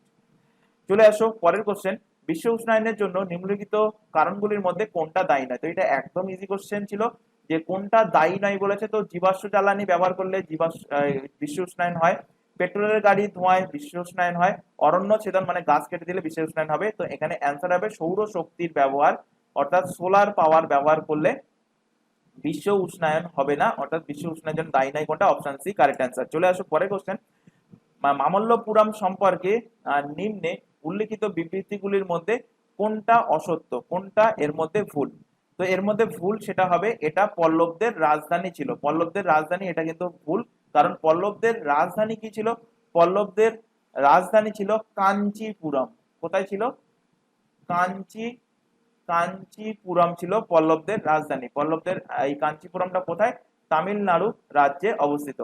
চলে আসো পরের কোশ্চেনে, 1944 সালে 14 এপ্রিল ব্রিটিশ সেনাবাহিনীকে পরাস্ত করে আইএনএ অর্থাৎ ইন্ডিয়ান ন্যাশনাল আর্মি যেখানে ভারতের পতাকা উত্তোলন করেছেন, সেই জায়গার নাম কি?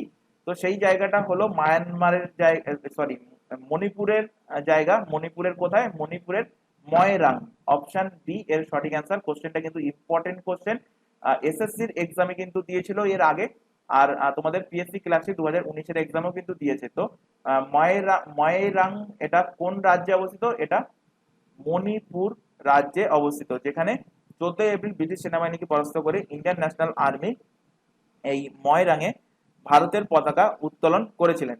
তো এখান থেকে কোশ্চেন দিতে পারে যে ইন্ডিয়ান ন্যাশনাল আর্মি এর প্রতিষ্ঠাতাকে, এর ফাউন্ডার কে? তো ইন্ডিয়ান ন্যাশনাল আর্মির ফাউন্ডার হলেন কে? ফাউন্ডার হলেন মোহন সিং। ফার্স্ট অপশনে থাকবে নেতাজি সুভাষচন্দ্র বসু, ম্যাক্সিমাম ক্যান্ডিডেট নেতাজি সুভাষচন্দ্র বসু মেরে চলে আসবে এবং অ্যান্সার হয়ে যাবে ভুল। তো খেয়াল রাখবে ইন্ডিয়ান ন্যাশনাল আর্মির ফাউন্ডার ছিলেন মোহন সিং। কবে তিনি এটার এস্টাবলিশ করেছিলেন? 1942 সালে এর এস্টাবলিশ করেন। আরেকটা কোশ্চেন এখান থেকে দেয় যে Indian independence league, Indian independence league, এই ইন্ডিয়ান ইন্ডিপেন্ডেন্স লিগের প্রতিষ্ঠাতা কে ছিলেন? প্রতিষ্ঠাতা ছিলেন রাস বিহারী রাসবিহারী বসু ছিলেন ইন্ডিয়ান ইন্ডিপেন্ডেন্স লীগের প্রতিষ্ঠাতা। চলে আসো পরের কোশ্চেন, অশনি সংকেত গ্রন্থের রচয়িতা কে? তো অশনি সংকেত এই গ্রন্থটা লিখেছেন বিভূতিভূষণ বন্দ্যোপাধ্যায়, অপশন এ এর সঠিক অ্যান্সার।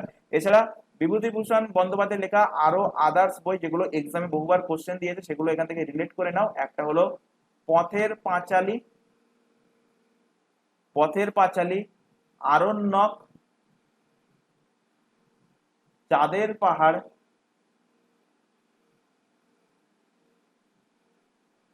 ইছামতি, দেবযান। এগুলো প্রত্যেকটা বিভূতিভূষণ বন্দ্যোপাধ্যায় লেখা। সমরেশ বসু থেকে রিলেট করো, সমরেশ বসু থেকেও কিন্তু কোশ্চেন দেয়, তার লেখা বই। তো তার লেখা একটা ফেমাস বই হলো কালবেলা। আরেকটা এক্সামে দিয়েছিল, এটা খেয়াল আসে না, এটা অনেকদিন আগে একটা এক্সামে দিয়েছিল, যে দিন দিন যায় রাত যায়। এই বইটাও কে লিখেছেন? লিখেছেন সমরেশ বসু, সরি আচ্ছা এখানে সমরেশ বসু আছে, এই বইটা লিখেছেন সমরেশ বসু নয়, কালবেলা লেখা সমরেশ মজুমদার। সমরেশ মজুমদার লিখেছেন কালবেলা, আর দিন যায় রাত যায় এটাও কিন্তু লিখেছেন সমরেশ মজুমদার। তো চলে আসো পরের কোশ্চেন, 2019 সালের সংসদীয় নির্বাচনে রাহুল গান্ধী যে নির্বাচন কেন্দ্র থেকে জয়লাভ করেন সেটি হলো কোনটি? তো রাহুল গান্ধী তিনি দাঁড়িয়েছিলেন আমেঠি থেকে, আমেঠি থেকে তিনি জয়লাভ করেছিলেন। অপশন নাম্বার এ এর কিন্তু সঠিক অ্যান্সার হবে। এবং এই বছর শোনা যাচ্ছে মানে 2024-এর ইলেকশনে, লোকসভা ইলেকশনে তিনি সম্ভবত কেরালার কেরালার ওয়ায়ানাড কেরালার ওয়ায়ানাড থেকে তিনি দাঁড়াতে পারেন, এটা কিন্তু সম্প্রতি শোনা যাচ্ছে। তো 2019 সালে যেহেতু পিএসসি ক্লার্কশিপের এক্সামে দিয়েছিল, তো এই বছরও কিন্তু ক্লার্কশিপের এক্সামে কোশ্চেনটা দিতে পারে, তো এখান থেকে এটা কিন্তু মাথায় রাখবে। চলে আসো পরের কোশ্চেন, টেস্ট খেলায় কোন ভারতীয় ক্রিকেটার সর্বাধিক দ্বিশত রান করেছেন? তো সর্বাধিক দ্বিশত রান টেস্ট ক্রিকেটে করেছে Sachin Tendulkar, option number C এর সঠিক অ্যান্সার। চলে আসো পরের কোশ্চেন, কোনটি অতীতে পর্তুগিজদের কলোনি ছিল না? তো পর্তুগিজদের কলোনি ছিল পন্ডিচেরি ছিল, কলকাতার চন্দননগর ছিল, গোয়া তো অবভিয়াসলি ছিল, গোয়াতে সব থেকে লাস্টে, গোয়া থেকে তারা এখান থেকে ভারত থেকে যে ইংরেজ যারা এসেছিল মানে ইস্ট ইন্ডিয়া কোম্পানি যারা এসেছিল তার মধ্যে সব থেকে লাস্ট প্রথম আসা এবং শেষ চলে যাওয়া যে যারা ছিল তারা ছিল পর্তুগিজ। তো কোশ্চেন দেবে যে সর্বপ্রথম সর্বপ্রথম ও সর্বশেষ সর্বশেষ ভারত থেকে গিয়েছে কারা? ভারত থেকে গিয়েছে এই পর্তুগিজরা। সর্বপ্রথম বলতে এসেছিল কবে? এসেছিল 1498 সালে। কে এসেছিল? Vasco da Gama. Vasco da Gama ছিলেন একজন পর্তুগিজ। ভাস্কো দা গামা এসেছিলেন, ভাস্কো দা গামা এসেছিলেন কোথায়? কালিকট বন্দরে। কালিকট কালিকট বন্দরে এসেছিলেন। কালিকট বন্দর বর্তমানে কোন রাজ্যে অবস্থিত? কেরালা রাজ্যে অবস্থিত। এখানে কোশ্চেন দেবে যে ভাস্কো দা গামা কার আমলে এসেছিলেন? তো এসেছিলেন জ্যামোরিনের আমলে। আর সর্বশেষ পর্তুগিজরা কত সালে চলে গেছেন ভারত ছেড়ে? ভারত ছেড়ে গেছে ভারত স্বাধীন হওয়ারও কিন্তু অনেক পরে, 1961 সালে গিয়েছে।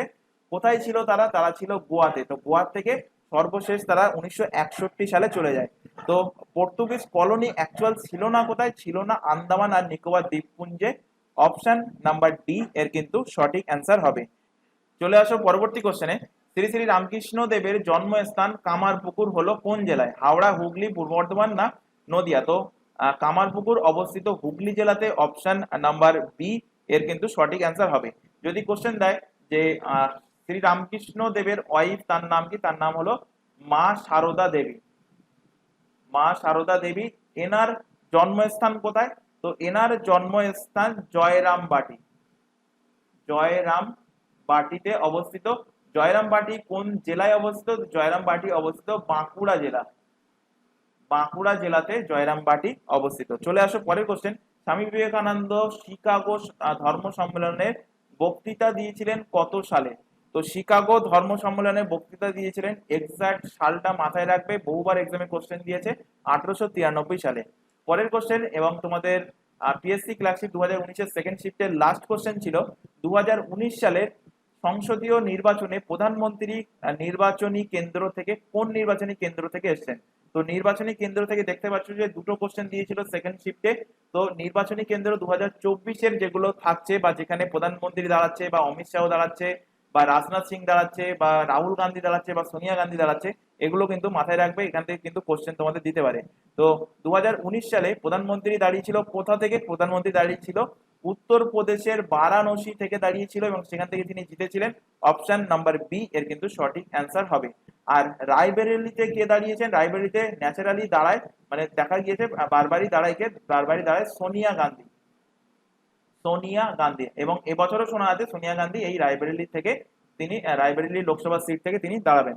তো আজকের ক্লাসে তোমাদের এই 40টা কোশ্চেন ছিল প্রিভিয়াস ইয়ারের কোশ্চেন, এবং তার পাশাপাশি কারেন্ট ফ্যাক্টের সাথে আরো কিছু ফ্যাক্ট তোমাদের রিলেট করানো হয়েছে, যেগুলো তোমাদের এক্সামে কাজে লাগবে 2024-এ যে ক্লাসিক এক্সাম হবে বা মিসেলেনিয়াস এক্সাম হবে।